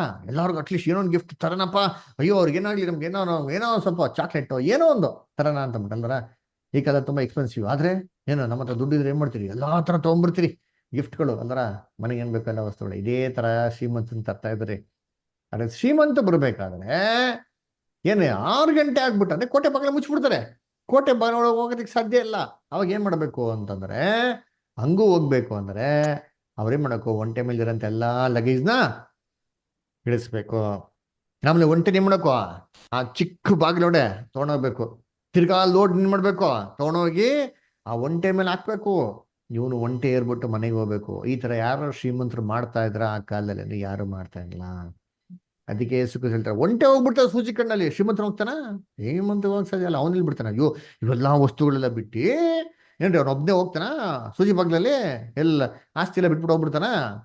ಆಗಲ್ಲ. ಇದನ್ನೇ ಯೇಸು ಕ್ರಿಸ್ತು ಅರ್ಥವಾಗಿ ಹೇಳ್ತಾ ಇದ್ದಿದ್ದು ಅಲ್ವರ. ಈ ರೀತಿ ವಾಕ್ಯನೇ ಮಾಡ್ಬೇಕ್ರಿ, ಓದ್ಬೇಕ್ರಿ. ಇಲ್ಲಿ ಸ್ವಲ್ಪ ಅಲ್ಲಿ ಸ್ವಲ್ಪ ಯೌವನ ಶಾಸ್ತ್ರದಲ್ಲಿ ಹುಡುಕಿ ಓದಿರಿ. ಒಂದು ಇಲ್ಲದಂತಿರೋದು ಅಲ್ವರ. ಸರಿಯಾಗಿ ವಿಭಾಗಿಸಿ ಮಾಡ್ಬೇಕು, ಓದ್ಬೇಕು. ಇದು 2ನೇ ಪ್ರಶ್ನೆಗೆ ಉತ್ತರ. 3ನೇ ಪ್ರಶ್ನೆ ಏನ್ ನೋಡಿದ್ರಿ? ಇದ್ದವನಿಗೆ ಕೊಡುವುದು, ಇಲ್ಲದವನ ಹತ್ರ ಇರೋದು ಕೂಡ ಏನ್ ಮಾಡ್ತಾರೆ ಅಂತಾರೆ ಇಲ್ಲಿ ತಗೊಂಡ್ಬಿಡ್ತಾರೆ. ಹೆಂಗೆ ತಗೊಂಡ್ಬಿಡ್ತಾರೆ ಅಲ್ವರ. ಕರ್ತನಿ ಪ್ರೀತಿ ಅಂತ ಸೋರ್ಸಗಳೇ ಏನ್ರಿ ಇದು ಹೇಗೆ ಅಲ್ವರ. ಇದನ್ನ ಸಾಮಾನ್ಯವಾಗಿ ಏನ್ ಮಾಡ್ತಾರೆ ಲೋಕದಲ್ಲಿ, ಅಯ್ಯೋ ಇದು ದುಡ್ಡು ಬಗ್ಗೆ ಹೇಳ್ತಾರದು, ದುಡ್ಡು ಯಾರ ಹತ್ರ ಇರ್ತದೋ ದೇವ್ರೇನ್ ಮಾಡ್ತಾರೆ ಅವ್ರಿಗೆ ಜಾಸ್ತಿ ಕೊಡ್ತಾ ಇರ್ತಾರೆ. ದುಡ್ಡು ಇಲ್ದಿರೋನ ಹತ್ರ ದುಡ್ಡನ್ನ ಏನ್ ಮಾಡ್ತಾರೆ, ಇರೋದನ್ನ ಕೂಡ ಕಿತ್ಕೊಂಡ್ಬಿಡ್ತಾರೆ ಅಂತ ಯೋಚನೆ ಮಾಡ್ತಾ ಇದ್ದೀನಿ. ಇರೋನ್ಗೆ ಕೊಡ್ತಾ ಇದ್ರೆ ಇಲ್ದಿರೋನ ಹತ್ರ ಇರೋದನ್ನ ಕೂಡ ಕಿತ್ಕೊಂಡ್ಬಿಟ್ಟಂದ್ರೆ ಏನಪ್ಪ ನ್ಯಾಯ ಇದು? ಇದೇ ನ್ಯಾಯ ಇದೆಯಾ? ಎಷ್ಟು ಅನ್ಯಾಯ ಅಲ್ವಾ? ಇವತ್ತೆಲ್ಲ ಪಾಪ ಯಾರು ಕೊಡ್ಬೇಕು? ಇಲ್ದಿರೋಂಗ್ ತಾನೇ ಕೊಡ್ಬೇಕು. ಇರೋನ್ಗೆಲ್ಲ ಕೊಡ್ತಾ ಇದ್ರೆ ಇದೇನ್ ನ್ಯಾಯ ಅಲ್ರ? ಹಂಗಾರೆ ಈ ವಾಕ್ಯ ಅರ್ಥ ಏನೋ? ಇವಾಗ ನಾವೇನ್ ಮಾಡ್ಬೇಕು, ಈ ವಾಕ್ಯ ಅರ್ಥ ಮಾಡ್ಕೋಬೇಕಾದ್ರೆ ಅಲ್ಲಿ 3 ಬೀಕೆ ಇತ್ತಲ್ಲ, ಆ 3 ಬೀಕೆ ಏನ್ ಮಾಡ್ಬೇಕು, ಪ್ರಯೋಗ ಮಾಡ್ಬೇಕು ಅವರ. ಏನೇ ಸರಿಯಾಗಿ ವಿಭಾಗಿಸಿ ಓದಿರಿ, ಇಲ್ಲಿ ಸ್ವಲ್ಪ ಅಲ್ಲಿ ಸ್ವಲ್ಪ ಹುಡುಕಿ ಏನ್ ಮಾಡ್ಬೇಕ್ರಿ ಓದ್ರಿ. ಇವ್ ನಾವೇನ್ ಮಾಡ್ಬೇಕಂದ್ರೆ ಈ ಪ್ರಶ್ನೆಗೆ ಉತ್ತರ ಅಲ್ಲೇ ಕೊಟ್ಟವ್ರೆ, ಏನಿಲ್ಲ ಸ್ವಲ್ಪ ಒಂದು ವಾಕ್ಯದ ಮೇಲೆ ಏನೋ ಓದೋಣ. ಎಲ್ಲಿ ಅಂತಂದ್ರೆ ಮತ್ತೇನೋ ಬರ್ತಂತ ಸುವಾರ್ತೆ 13ನೇ ಅಧ್ಯಾಯ. ಒಂದ್ ನಿಮಿಷ. ಮತ್ತೇನೋ ಬರೆದಂತ ಸುವಾರ್ತೆ 13ನೇ ಅಧ್ಯಾಯದಲ್ಲಿ 10ನೇ ವಾಕ್ಯನ ಓದ್ರಿ ಯಾರಾದ್ರು. ಮತ್ತೇನೋ ಬರ್ತಂತ ಸುವಾರ್ತೆ 13ನೇ ಅಧ್ಯಾಯ 10ನೇ ವಾಕ್ಯನ ಓದ್ರಿ ಯಾರಾದ್ರು. ತರುವಾಯ ಆತನ ಶಿಷ್ಯರು ಬಂದು, ಯಾಕೆ ಸಾಮರೂಪವಾಗಿ ಅವರ ಸಂಗಡ ಮಾತಾಡುತ್ತಿ ಎಂದು ಕೇಳಿದರು. ಅದಕ್ಕಾತನು ಅವರಿಗೆ, ಪರಲೋಕ ರಾಜ್ಯದ ಗುಟ್ಟುಗಳನ್ನು ತಿಳಿಯುವ ವರವು ನಿಮಗೇ ಕೊಟ್ಟದೆ, ಅವರಿಗೆ ಕೊಟ್ಟಿಲ್ಲ. ನೋಡ್ರಾ, ಇಲ್ಲಿ ಕೇಳ್ತಾರೆ, ಸ್ವಾಮಿ ನೀವ್ ಯಾಕೆ ಸ್ವಾಮಿ ರೂಪದಲ್ಲಿ ಮಾತಾಡ್ತೀರಾ ಅಂತ ಕೇಳ್ಬೇಕಾದ್ರೆ ಯೇಸು ಕ್ರಿಸ್ತ ಉತ್ತರ ಕೊಡ್ತಾರೆ. ಅದರ ನಾನೇನ್ಗಪ್ಪ ಮಾತಾಡ್ತೀನಿ ಅಂತಂದ್ರೆ ಪರಲೋಕ ರಾಜ್ಯದ ಏನ್ರಿ ಗುಟ್ಟು ಅದರ ಈ ರಹಸ್ಯವನ್ನು ತಿಳಿಯುವಂತ ವರ ನಿಮಗ್ ಕೊಟ್ಟಿದೆ ಅಂತೆ, ಅವ್ರಿಗೇನಾಗಿಲ್ವಂತೆ, ಕೊಟ್ಟಿಲ್ವಂತೆ. ಹಂಗಾರೆ ಯಾರಿಗೆ? ಶಿಷ್ಯರುಗಳಿಗೆ ಈ ವರ ಕೊಟ್ಟಿದ್ರೆ ಅದರ ರಹಸ್ಯಗಳನ್ನ ತಿಳ್ಕೊಂಡಂತ ವರ. ಅರೆ ಇದು ಬೇರೆಯವ್ರಿಗೆ ಏನ್ ಮಾಡ್ಲಿಲ್ವಂತೆ, ಕೊಡ್ಲಿಲ್ವಂತೆ. ಯಾಕೆ ಕೊಡ್ಲಿಲ್ಲ? ಇವ್ರಿಗೆ ಯಾಕೆ ಕೊಟ್ಟಿದ್ದಾರೆ? ಈ ಕಾರಣನ ಮುಂದಕ್ಕೆ ಹೇಳ್ತಾರೆ. ಕಂಟಿನ್ಯೂ ಮಾಡಿ ಇವಾಗ. ಯಾಕಂದರೆ ಇದ್ದವನಿಗೆ ಕೊಡಲ್ಪಡುವುದು, ಅವನಿಗೆ ಮತ್ತೂ ಹೆಚ್ಚಾಗುವುದು, ಇಲ್ಲದವನ ಕಡೆಯಿಂದ ಇದ್ದದ್ದು ತೆಗೆಯಲ್ಪಡುವುದು. ನೋಡಿದ್ರ ಏನ್ರಿ ಇಲ್ಲಿ ಯೇಸು ಕ್ರಿಸ್ತ ಹೇಳ್ತಾರ, ದುಡ್ಡಿನ ಬಗ್ಗೆನೇ ಹೇಳ್ತಾ ಇದ್ದಾರೆ. ಯಾಕೆ ಅವ್ರಿಗೆ ತಿಳಿಯಂತ ವರ ಕೊಡ್ಲಿಲ್ಲ? ಯಾಕೆ ತಿಳಿಯುವಂತ ವರ ನಿಮಗ್ ಕೊಟ್ಟಿದ್ದಾರೆ ಅಂತಂದ್ರೆ, ಯಾಕಪ್ಪ ಅಂತಂದ್ರೆ ಏನ್ರಿ ಅವ್ರಿಗೇನಂತೆ, ಇದ್ದವನಿಗೆ ಕೊಡಲ್ಪಡ್ತದೆ, ಇಲ್ಲದವನ ಅಂತ ಇರೋದು ಕೂಡ ತಗೊಂಡ್ಬಿಡ್ತಾನೆ. ಏನಪ್ಪ ಅವ್ರಿಗಿದೆ ಅದಕ್ಕೆ ಕೊಡ್ತಾರೆ ಅಂತ ದೇವ್ರು. ಅಂದ್ರ ಇನ್ನ ರಹಸ್ಯಗಳನ್ನ ತಿಳಿಯಂತ ವರ ಅವ್ರಿಗೆ ಕೊಡ್ತಾರೆ. ಯಾಕಂದ್ರೆ ಅವ್ರಿಗಿದೆ. ಏನಿದೆ? ದುಡ್ಡಿದ್ಯಾ? ಇಲ್ಲ ರೀ. ಪರಲೋಕ ರಾಜ್ಯದ ಗುಟ್ಟಿನ ರಹಸ್ಯ ತಿಳ್ಕೊಂಡಂತ ವರ ತಿಳ್ಕೊಳಕ್ಕೆ ನಮ್ಗೇನಿರ್ಬೇಕು ಅಂದ್ರೆ ಆಸಕ್ತಿ ಇರ್ಬೇಕು. ನೋಡಿ ಬೈಬಲ್ ಸ್ಟಡಿ ಇದೆ. ಬೈಬಲ್ ಸ್ಟಡಿಗೆ ಯಾಕೆ ನೀವು ಮಾತ್ರ ಬಂದಿದ್ರಾ? ನಾವು 150 ಜನ ಕೇಳಿದಿರಿ. ಎಷ್ಟು ಜನಕ್ಕೆ? 150 ಜನ. ಎಷ್ಟು ಜನ ಬಂದಿದ್ರಲ್ಲಿ? ಜಸ್ಟ್ 20%. ಯಾಕೆ? ಅಲ್ಲರ ಪರಲೋಕ ರಾಜ್ಯದ ಗುಟ್ಟು ಆ ರಹಸ್ಯ ಅಂತ ತಿಳ್ಕೊಂಡಂತ ಒಂದು ಆಸಕ್ತಿ ನಿಮ್ಗೇನಾಗಿದೆ ಇದೆ, ಅದಕ್ಕೆ ನೀವೇನಾಗಿದೆ ಬಂದಿದ್ದೀರಾ.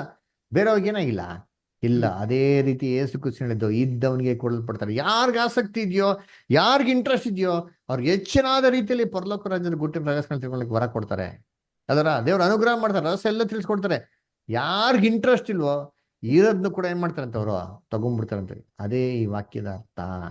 ನೋಡ್ರ, ಸತ್ಯವೇದನ ಈಗ ಓದ್ಬೇಕ್ರಿ. ಇಲ್ಲಿ ಸ್ವಲ್ಪ ಅಲ್ಲಿ ಸ್ವಲ್ಪ ಯೋನ ಶಾಸ್ತ್ರ ಹುಡುಕಿ ಓದಿರಿ, ಸರಿಯಾಗಿ ವಿಭಾಗಿಸಿ ಓದಿರಿ, ಒಂದು ಇಲ್ಲದಿರೋದು. ಈ ರೀತಿ ನಾವು ಬೈಬಲ್ನ ಸ್ಟಡಿ ಮಾಡ್ಬೇಕ್ರಿ. ಅದಕ್ಕೆ ಇಲ್ಲಿ ನಾವು ಹೇಳ್ಕೊಡೋದು ಬೈಬಲ್ ಸ್ಟಡಿ, ಬೈಬಲ್ ರೀಡಿಂಗ್ ಅಲ್ಲ.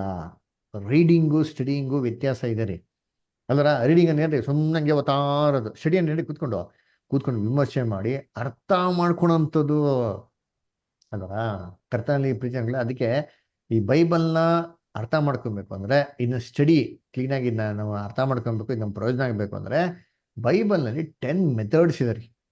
10 ಡಿಫ್ರೆಂಟ್ ಟೈಪ್ಸ್ ಆಫ್ ಲ್ಯಾಂಗ್ವೇಜಸ್ ಅಂತ ಕೂಡ ಮಾಡ್ಬೋದು ಬೈಬಲ್ ಹೇಳ್ಬೋದು. ಅದರ ಏನಪ್ಪಾ ಅದು ಅಂತಂದ್ರೆ, ಮೊದಲನೇದು ಬೈಬಲ್ನಲ್ಲಿ ನೇರವಾಗಿರೋ ಭಾಷೆ ಇದೆ. ನೇರವಾಗಿರೋ ಭಾಷೆ ಅಂದ್ರೆ ಅದು ಏನ್ ಹೇಳ್ತದೋ ಅದೇ ಅರ್ಥ ರೀ, ಅದ್ರಲ್ಲಿ ಬೇರೆ ಏನು ಅರ್ಥ ಏನಿಲ್ಲ ಇಲ್ಲ. ಉದಾಹರಣೆಗೆ ಅದರ ಬೈಬಲ್ ನೋಡ್ತೀವಿ, ನಾವೇನ್ ನೋಡ್ತೀವಿ, ಯೇಸು ಕ್ರಿಸ್ತು ಕಣ್ಣೀರಿಟ್ಟರು ಅಂತ ನೋಡ್ತೀವಿ. ಅದರ ಕಣ್ಣೀರಿಟ್ಟರು ಅರ್ಥ ಏನಪ್ಪ? ಕಣ್ಣೀರಿಟ್ಟರು ಅಷ್ಟೇ. ಅದ್ರಲ್ಲಿ ಆಳವಾಗಿರೋ ಅರ್ಥ ಇದೆ, ಅದ್ರಲ್ಲಿ ಏನೋ ತುಂಬಾ ಒಂದು ಅರ್ಥ ಇದೆ ಅಂತ ಏನೂ ಇಲ್ಲ ರೀ. ಅದು ನೇರವಾಗಿರೋ ಭಾಷೆ. ಕಣ್ಣೀರಿಟ್ಟರು ಅಂದ್ರೆ ಕಣ್ಣೀರಿಟ್ಟರು ಅಷ್ಟೇ ರೀ. ಅದರ ಈ ರೀತಿ ನೇರವಾಗಿರೋ ಭಾಷೆಗಳೇನಾಗಿದೆ ಸತ್ಯವೇದಲ್ಲಿ ಇದೆ. ಅದು ಮಾತ್ರ ಅಲ್ಲ, ಬೈಬಲಲ್ಲಿ ಆತ್ಮಿಕ ಅರ್ಥ ಕೊಡುವಂತ ಒಂದು ವಾರ್ತೆಗಳು ಕೂಡ ಏನಾಗಿದೆ. ಎಕ್ಸಾಂಪಲ್ ಇವಾಗ ನೋಡಿದ್ರಿ, ಒಂಟೆ ಸೂಜಿ ಕಣ್ಣಲ್ಲಿ ಹೋಗೋದು, ಹಂಗಾರೆ ಲಿಟ್ರಲ್ ಆಗಿ ಒಂಟೆ ಸೂಜಿ ಕಣ್ಣಲ್ಲಿ ಹೋಗೋದು ಅಂತನಾ? ಇಲ್ಲ ರೀ, ಯೆರೂಸಲೇಮ್ ಕೋಟೆ ಭಾಗದಲ್ಲಿ ಬಾಗಿಲಿತ್ತು ಗೊತ್ತಾ, ಕೋಟೆ ಬಾಗಿಲುಗಳಲ್ಲಿ ಒಂದು ಚಿಕ್ಕದಾಗಿರೋಂಥ ಒಂದು ಪುಟಾಣಿ ಬಾಗಿಲಿತ್ತು ನೋಡಿರ್ತೀನಿ. ಆ ಬಾಗಿಲಿಗೆ ಕೊಡ್ತಾರಂತ ಹೆಸರು ಏನಪ್ಪ ಅಂದ್ರೆ ಸೂಜಿ ಕಣ್ಣು. ಅದು ಕಣ್ಣು, ಆ ಕಣ್ಣೊಳಗೆ ಮಾತ್ರ ಏನಾಗೋದಂತೆ, ಜನಗಳು ಒಬ್ಬೊಬ್ಬರೇ ಹೋಗ್ತಾ ಬರ್ತಾ ಇರ್ಬೋದು. ಒಂಟೆ ಕೂಡ ಹೋಗ್ಬೋದ್ರಿ, ಆದ್ರೆ ಒಂಟೆ ಲಗೇಜ್ ಜೊತೆ ಹೋಗೋದಕ್ಕೆ ಸಾಧ್ಯ ಇಲ್ಲ. ನೋಡಿ, ಈ ತರ ಆತ್ಮಿಕ ಅರ್ಥ ಕೊಡೋಂಥ ವಾರ್ತೆಗಳು ಎಷ್ಟೋ ಇದೆ ಬೈಬಲ್ನಲ್ಲಿ. ಇದನ್ನ ಅದೇ ರೀತಿ ನಾವೇನ್ ಮಾಡಕ್ ಅರ್ಥ ಮಾಡ್ಕೋಬೇಕು. ಇದನ್ನ ನೇರವಾಗಿ ತೊಗೊಳಕ್ ಸಾಧ್ಯ ಇಲ್ಲ. ನೇರವಾಗಿ ತೊಗೊಂಡ್ರೆ ಏನಾಗ್ತದೆ, ಬೈಬಲ್ನ ತಪ್ಪಾಗಿ ರೀತಿಯಲ್ಲಿ ಅರ್ಥ ಮಾಡ್ಕೊಂಬಿಡ್ತಾರೆ. ಇದಕ್ಕೆ ಇವತ್ತು ಲೋಕದಲ್ಲಿ ಇಷ್ಟೊಂದು ಡಿನಾಮಿನೇಷನ್ಸ್ ರೀ ಅಲ್ದರ. ಸರಿ, ಮೂರನೇದು ಏನಪ್ಪಾ ಅಂದ್ರೆ ಬೈಬಲ್ನಲ್ಲಿ ಸಾಮ್ಯಗಳಿದೆ. ಸಾಮ್ಯ ರೂಪದಲ್ಲಿ ಮಾತಾಡ್ತಾ ಎಷ್ಟೋ ಸಾಮ್ಯಗಳೇನಾಗಿದೆ ಇದೆ ಅದರ. ನಮ್ಗೆ ತುಂಬಾ ಎಲ್ಲಾರ್ಗು ಚೆನ್ನಾಗಿ ಗೊತ್ತಿರೋಂಥ ಸಾಮ್ಯ ಯಾವ್ದಪ್ಪ ಅಂತಂದ್ರೆ ಬಿತ್ತುವಿನ ಸಾಮ್ಯ. ಮತ್ತೇನ 13ನೇ ಅಧ್ಯಾಯದಲ್ಲಿ ಒಬ್ಬ ಮನುಷ್ಯ ಏನ್ರಿ ಬೀಜನ ಬಿತ್ತನೆ ಮಾಡಕ್ ಹೋದ. ಅದು ಎಲ್ಲಿ ಬಿತ್ತು? ಮೊದಲು ದಾರಿ ಮಗ್ಲಲ್ಲಿ ಬಿತ್ತು. ಎರಡು ಏನಾಯ್ತಂತೆ, ದಾರಿ ಮಗ್ಲಿ ಬೀಳ್ತಿರ್ಬೇಕು, ಪಕ್ಷಿಗಳು ಎತ್ಕೊಂಡು ಹೋಗ್ಬಿಡ್ತು. ಎರಡನೇದು ಬಂಡೆ ಮೇಲೆ ಬಿತ್ತು. ಆ ಒಂದು ಬಂಡೆಯಲ್ಲಿ ಬೇರೆ ಇಲ್ದಿರೋ ಕಾರಣದಿಂದ ಬೇರೆ ಏನಾಗ್ಬಿಡ್ತು, ಒಣಗೋಗ್ಬಿಡ್ತು ಅಂತ ನೋಡ್ತೀರಿ. ಅಂದ್ರೆ ಗಿಡ ಬೆಳಿಲಿಲ್ಲ. ಮೂರನೇದು ಮುಳ್ಳು ಪೊದೆಗಳ ನಡುವೆ ಬಿದ್ದುಬಿಡ್ತು. ಆ ಮುಳ್ಳುಗಳು ಏನ್ ಮಾಡ್ತಾರೆ, ತಡೀತು.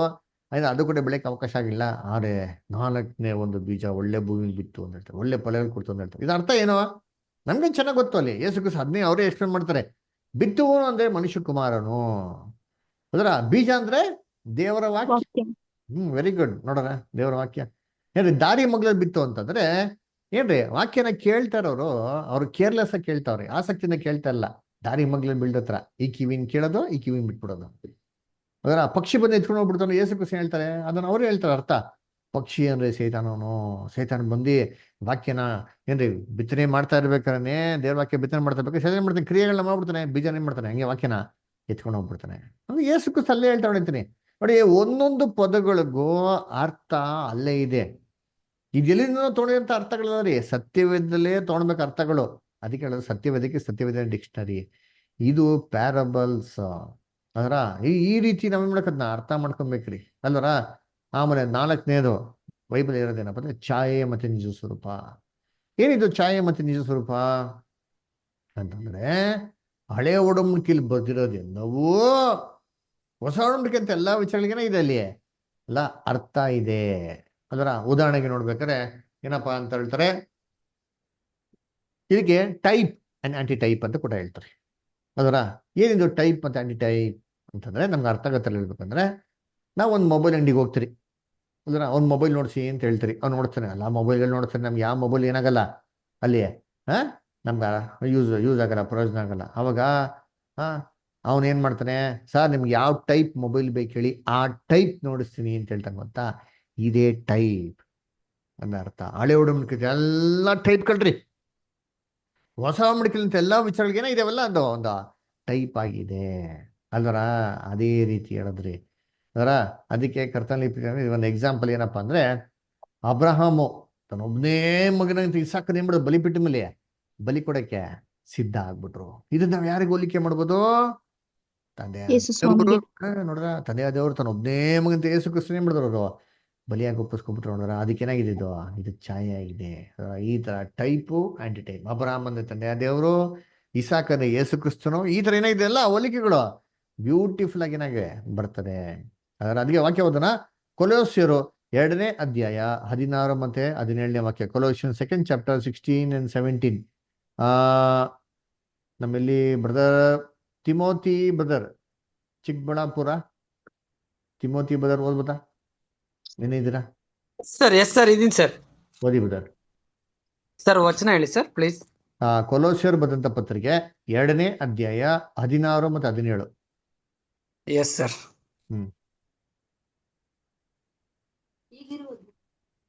ಕೊಲೋಸಿ 2:16 ಸರ್.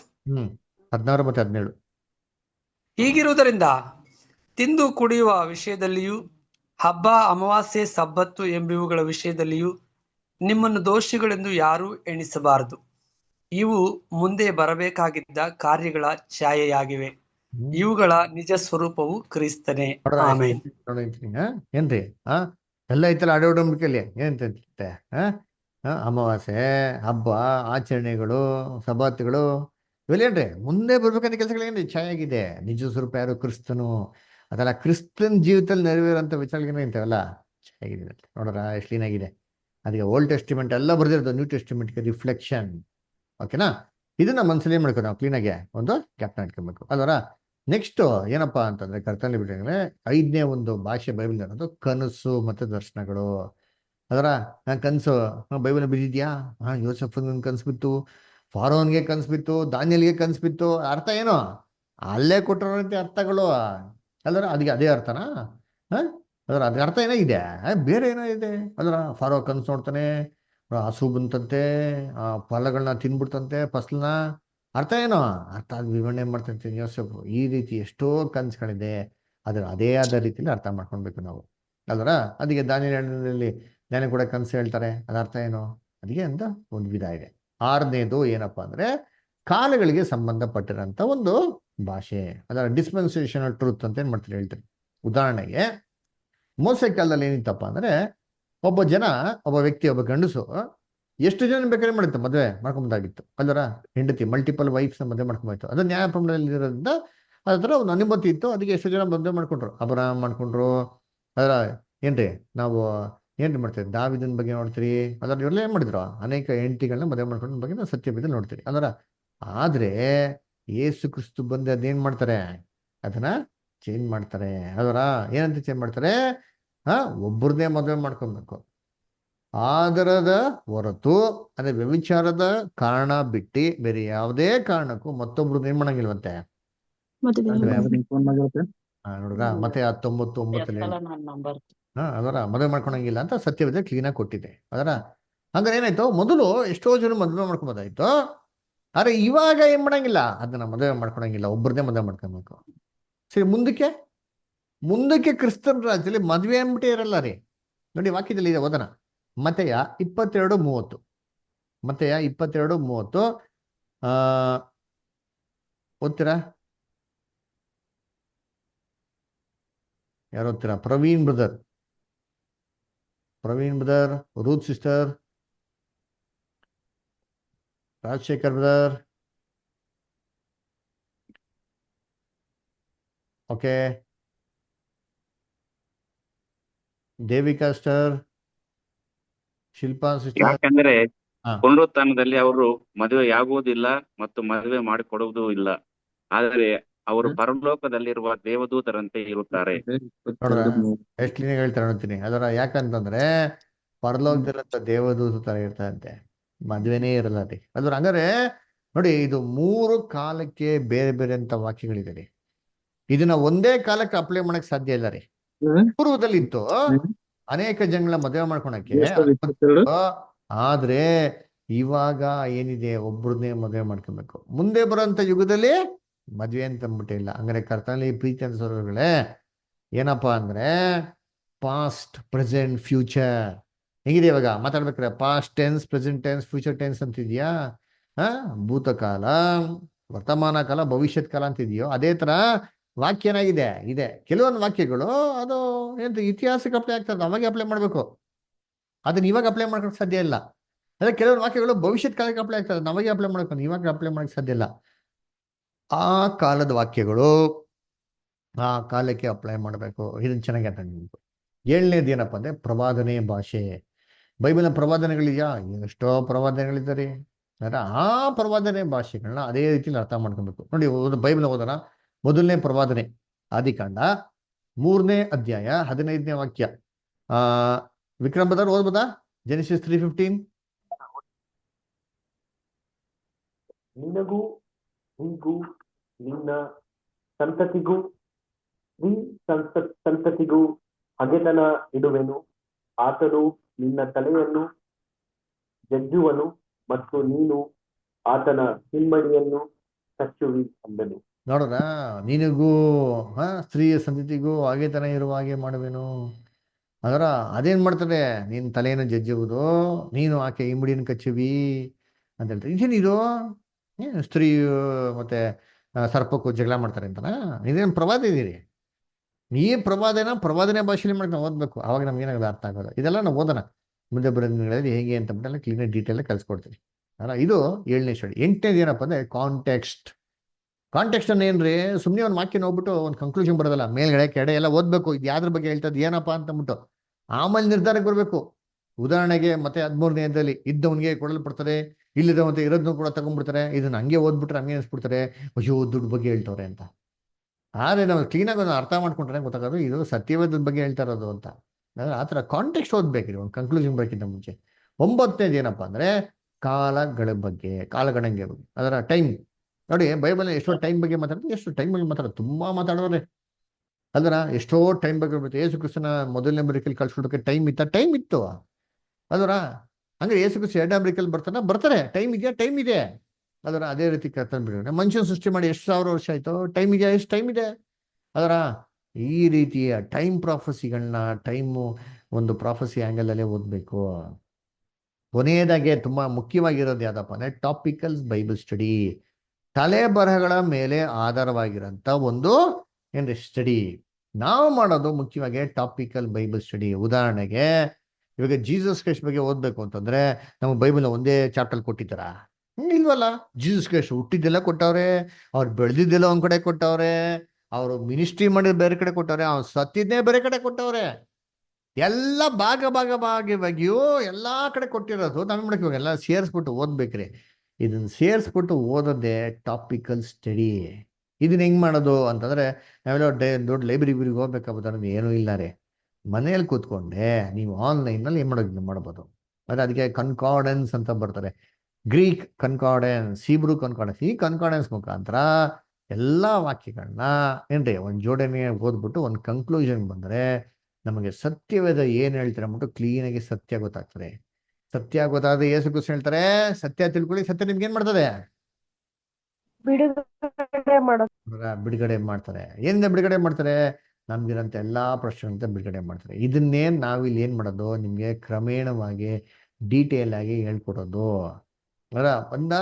ಇದು ಪ್ರತಿ ಭಾನುವಾರ ಏನ್ರಿ 5 ಗಂಟೆಗೆ ಇರ್ತಾರೆ. ಸಿಸ್ಟಮ್ಯಾಟಿಕ್ ಆಗಿ ಕ್ಲೀನಾಗಿ ನಿಮ್ಗೆ ಹೇಗೆ ಸತ್ಯವೇದನ ಅರ್ಥ ಮಾಡ್ಕೊಳ್ತಾ ಏನ್ ಮಾಡ್ತೀನಿ ಕ್ಲೀನಾಗಿ ಒನ್ ಬೈ ಒನ್ ಕ್ಲೀನಾಗಿ ಏನ್ ಮಾಡ್ತೀನಿ ನಿಮ್ಗೆ ಹೇಳ್ಕೊಡ್ತೀನಿ ಅಲ್ವರ. ಅದಕ್ಕೆ ನಾವು 3 ಬೀಗಕ್ಕೆ ಚೆನ್ನಾಗಿ ಅರ್ಥ ಮಾಡ್ಕೊಬೇಕು. ಮರಿಬೇಡಿ ಯಾವತ್ತು ಬೀಗದ ಕೈ ಮರ್ತ್ಬಿಟ್ಟು ಮನೇಲಿ ಹಾಕೊಂಡು ಹೋಗ್ಬಿಟ್ರೆ ಹೆಂಗಿರ್ತದೆ, ಹೋಗ್ತದ? ಆಗಲ್ಲ. ಹಂಗೆ ಬೈಬಲ್ ಅರ್ಥ ಮಾಡ್ಕೊಂಡು ಬೀಗದ ಕೈ ಯಾವ ಚೆನ್ನಾಗಿ ಮಾಡ್ಕೊಬೇಕು. 3 ಬೀಗದ ಕೈ ಯಾವ್ದಂತೆ? ಮೊದಲನೇದು ಯೌವನ ಶಾಸ್ತ್ರ ಹುಡುಕಿ ಓದಿರಿ. 2ನೇದೇನ್ರಿ? ಇಲ್ಲಿ ಸ್ವಲ್ಪ ವೆರಿ ಗುಡ್, ಅಲ್ಲಿ ಸ್ವಲ್ಪ. 3ನೇದು ಸತ್ಯವೇದ ಸರಿಯಾಗಿ ವಿಭಾಗಿಸಿ ಓದ್ಬೇಕು. ಓಕೆನಾ? ಸೊ ಅದಕ್ಕೆ 10 ಸ್ಟೆಪ್ಸ್ ಇದೆ. ಅದರ 10 different types of languages in the Bible. ಒಂದು ಡೈರೆಕ್ಟ್ ಲ್ಯಾಂಗ್ವೇಜ್, ನೇರವಾಗಿರೋಂಥ ಭಾಷೆ. 2ನೇದು ಆತ್ಮಿಕ ಇಂಡೈರೆಕ್ಟ್ ಲ್ಯಾಂಗ್ವೇಜ್ ಅಲ್ಲರ, ಆತ್ಮಿಕ ಅರ್ಥ ಕೊಡುವಂಥ. 3ನೇದು ಸಾಮ್ಯದ ರೂಪದಲ್ಲಿ ಕರೆಕ್ಟ್ ಅಲ್ಲರ. 4ನೇದು ಟೈಪ್ ಅಂಡ್ ಆಂಟಿ ಟೈಪ್, ಛಾಯೆ ನಿಜ ಸ್ವರೂಪ. ನೆಕ್ಸ್ಟ್ ಡ್ರೀಮ್ಸ್, ಕನಸು, ದರ್ಶನಗಳು. ನೆಕ್ಸ್ಟ್ ಏನಿದೆ ಅಂತೆ? ಡಿಸ್ಪೆನ್ಸೇಷನ್, ಕಾಲಗಳಿಗೆ ಅನುಗುಣವಾಗಿಂತ ವಾಕ್ಯಗಳು. ಆಮೇಲೆ ಪ್ರವಾದನೆ ಒಂದು ಭಾಷೆ ಇದೆ. ಆಮೇಲೆ ಕಾಂಟೆಕ್ಸ್ಟ್ ಒಂದು ಮೆಥಡ್ ಇದೆ. ಆಮೇಲೆ ಕಾಲಗಳ ಬಗ್ಗೆ ಇದೆ. ಕೊನೆಯದಾಗಿರೋದೆ ಟಾಪಿಕಲ್ ಸ್ಟಡಿ. ಸೊ ಈ ತರ ನಾವು ಬೈಬಲ್ ಓದಿದ್ರೆ ಕ್ಲೀನಾಗಿ ಅರ್ಥ ಆಗ್ತದ್ರಿಂದ ಬರುವಂತ ವಾರದಲ್ಲಿ ಕರೆಕ್ಟಾಗಿ ಭಾನುವಾರ 5 ಗಂಟೆಗೆ ನಾವು ನಮ್ಮ ಮೊದಲನೇ ಟಾಪಿಕ್ ಸ್ಟಡಿನ ಮಾಡೋಣ, ಶುರು ಮಾಡೋಣ. ದೇವರ ವಾಕ್ಯಗಳನ್ನ ಆಶೀರ್ವದಿಸಲಿ. ಸೋದರ ಸೋದರಿಗಳೇ, ದಯವಿಟ್ಟು ನಮ್ಮ ಯೂಟ್ಯೂಬ್ ಚಾನಲ್ಗೆ ಸಬ್ಸ್ಕ್ರೈಬ್ ಮಾಡಿ, ಕಮೆಂಟ್ ಮಾಡಿ. ಆಯ್ತಾ? ನಿಮ್ಗೆ ಏನೇ ಪ್ರಶ್ನೆಗಳಿರ್ತಾರೆ ನೀವೆಲ್ಲ ಪ್ರಶ್ನೆಗಳಿಗೆ ಸತ್ಯದ ಮುಖಾಂತರ ಉತ್ತರ ಕೊಟ್ರಿ. ಯಾರು ಬೇಕಾದ್ರೂ ಪ್ರಶ್ನೆಗಳಿಗೆ ನೀವು ಕೇಳ್ಬೋದು. ಓಕೆನಾ? ಸರಿ, ಯಾರಿಗೇನೋ ಡೌಟ್ಸ್ ಇದೆಯಾ, ಏನೋ ಕ್ವಶನ್ಸ್ ಇದೆಯಾ, ಏನೋ ಕೇಳೋದಿದೆಯಾ, ಧಾರಾವಾಳ ನೀವು ಕೇಳ್ಬೋದು. ಯಾರು ಕೇಳೋಂಥದ್ದಿದೆಯಾ? ಸರಿ, ಈ ಒಂದು ಕ್ಲಾಸು ಪ್ರಯೋಜನವಾಯ್ತಾ? ಎಲ್ಲ ಬಂದಿರೋ ಸೋದರ ಸೋದರಿಗಳಿಗೆಲ್ಲ ಯೂಸ್ ಆಯ್ತಾ? ಓಕೆ, ದೇವ್ರ ನಾಮಕ್ಕೆ ಸ್ತೋತ್ರವಾಗ್ಲಿ. ಸೊ ದಯವಿಟ್ಟು ಮುಂದಿನ ವಾರ ಕರೆಕ್ಟು ಟೈಮ್ಗೆ 5 ಗಂಟೆಗೆ ಕೇಳ್ಬಿಟ್ಟು ನೀವೆಲ್ಲ ಕ್ಲಾಸಿಗೆ ಜಾಯ್ನ್ ಮಾಡ್ತೀನಿ. ಆಮೇಲೆ ನಿಮ್ಗೆ ಏನೇ ಡೌಟ್ಸ್ ಇದ್ರು ಸಂಕೋಚ ಪಡ್ಬೇಡಿ, ನೀವು ಕೇಳಿ. ಆಮೇಲೆ ಯಾರು ವಾಟ್ಸಪ್ ಗ್ರೂಪಲ್ಲಿ ಇಲ್ಲ ಅಂತಂದ್ರೆ ನೋಡಿ, ಮೇಡಮ್ ಸ್ಕ್ರೀನಲ್ಲಿ ಕಾಣಿಸ್ತಾ ಅಂತ ನಂಬರ್ ನೋಡಿದ್ವಿ. ನಂಬರ್ ಏನಪ್ಪ ಅಂದರೆ 8867768876. ಈ ನಂಬರ್ಗೆ ನೀವು ವಾಟ್ಸಪ್ ಮಾಡಿದ್ರೆ ನಿಮ್ಮನ್ನ ಆ ಗ್ರೂಪ್ಗೆ ನಾವು ಆ್ಯಡ್ ಮಾಡ್ತೀವಿ. ಓಕೆನಾ? ಸೊ ದೇವ್ರ ವಾಕ್ಯಗಳನ್ನ ಆಶೀರ್ವದಿಸಲಿ. ಜೀಸಸ್ ಲವ್ಸ್ ಮಿನಿಸ್ಟ್ರಿ ಯೂಟ್ಯೂಬ್ ಚಾನಲ್ಗೆ ಸಬ್ಸ್ಕ್ರೈಬ್ ಮಾಡಿ. ಓಕೆನಾ? ಏನೋ ಪ್ರಶ್ನೆಗಳಿದ್ರೆ ನೀವು ಕೇಳ್ಕೊಳ್ಳಿ, ಕ್ಲಾರಿಫೈ ಮಾಡ್ಕೊಳ್ಳಿ. Thank you. ಇದೇ ಥರ ಇರೋಂಥ ಆಸಕ್ತಿ ಅಂತ ಬೇರೆ ಕ್ರೈಸ್ತವರು ಇದ್ರು ಕೂಡ ಅದನ್ನೆಲ್ಲರಿಗೂ ನೀವು ಮಾಡಿ ನೀವು ಶೇರ್ ಮಾಡಬೇಕು ಕೇಳ್ತೀನಿ. ಕೊನೆಯದಾಗಿ ಈ ಕೂಟನ ಅಂತ್ಯ ಮಾಡೋಣ. ಏನೋ ಪ್ರಶ್ನೆ ಕೇಳ್ತೀರಾ? ಯಾರಿಗೂ ಪ್ರಶ್ನೆ ಕೇಳಬೇಕು ಅಂತಿದ್ಯಾ? ಏನೋ ಡೌಟ್ಸ್ ಇದೆಯಾ ಸೋದರಗಳೇ? Deepika sister, Abraham brother, Ashok brother, Bhimabai, Daniel brother, Suresh brother. ಇಲ್ಲ pastor. Okay. Lavanya sister, Mary Rosie sister. Uncle ಏನಂತಂದ್ರೆ ಅವಾಗ ನಾನು ಆಗಿದ್ದಾಗ ಒಂದು ಕೂಡ ಕ್ಲಾಸ್ ಕರೆಕ್ಟ್ ಆಗಿ ಅಟೆಂಡ್ ಆಗಿರ್ಲಿಲ್ಲ. ಓಕೆ. ಇವತ್ತಿಂದ ನೀಟಾಗಿ ಎಲ್ಲ ಅಟೆಂಡ್ ಆಗಿ ಕೇಳ್ತೀನಿ. ಸರಿ ಸಿಸ್ಟರ್, ಹಂಗೆ ಮಾಡಿ ಇಷ್ಟ. ದಯವಿಟ್ಟು ಬ್ರದರ್ ಕೂಡ ಜೊತೆ ಕೊಂಡಿಸ್ಬಿಡಿ. ಓಕೆನಾ? Okay uncle. Okay. Routh sister, Naveen brother, ಆಮೇಲೆ ಇವತ್ತಿಂದ ಲಿಂಕ್ ಯೂಟ್ಯೂಬ್ ಲಿಂಕ್ ಇವಾಗ ಸಿಗುತ್ತಲ್ಲ ನಮ್ಗೆ ಇವತ್ತು ಮತ್ತೆ ಅದನ್ನ ಕೇಳಕ್ಕೆ ಶೇರ್ ಮಾಡ್ತೀನಿ ಸುರೇಶ್ ಬ್ರದರ್. ನಾನು ಗ್ರೂಪ್ ಮಾಡ್ತೀನಿ. ನೀವು ಗ್ರೂಪ್ ಅಲ್ಲಿ ಇರಲ್ಲ? ಗ್ರೂಪ್ ಅಲ್ಲಿ ಇಲ್ಲ ಅನ್ಸುತ್ತೆ ಸರ್. ಓಕೆ, ನೀವು ನನ್ನ ನಂಬರ್ಗೆ ವಾಟ್ಸಪ್ ಮಾಡಿ, ನಾನು ಕಮ್ಯುನಿಟಿ. ಓಕೆನಾ? ಸರಿ ಸರಿ. ಓಕೆ. Okay then. ಸರಿ, ಹಂಗಾರೆ ನಾವು ಒಂದು ಪ್ರೇಯರ್ ಮಾಡಿ ನಾವು ಕ್ಲೋಸ್ ಮಾಡೋಣ. ಓಕೆ.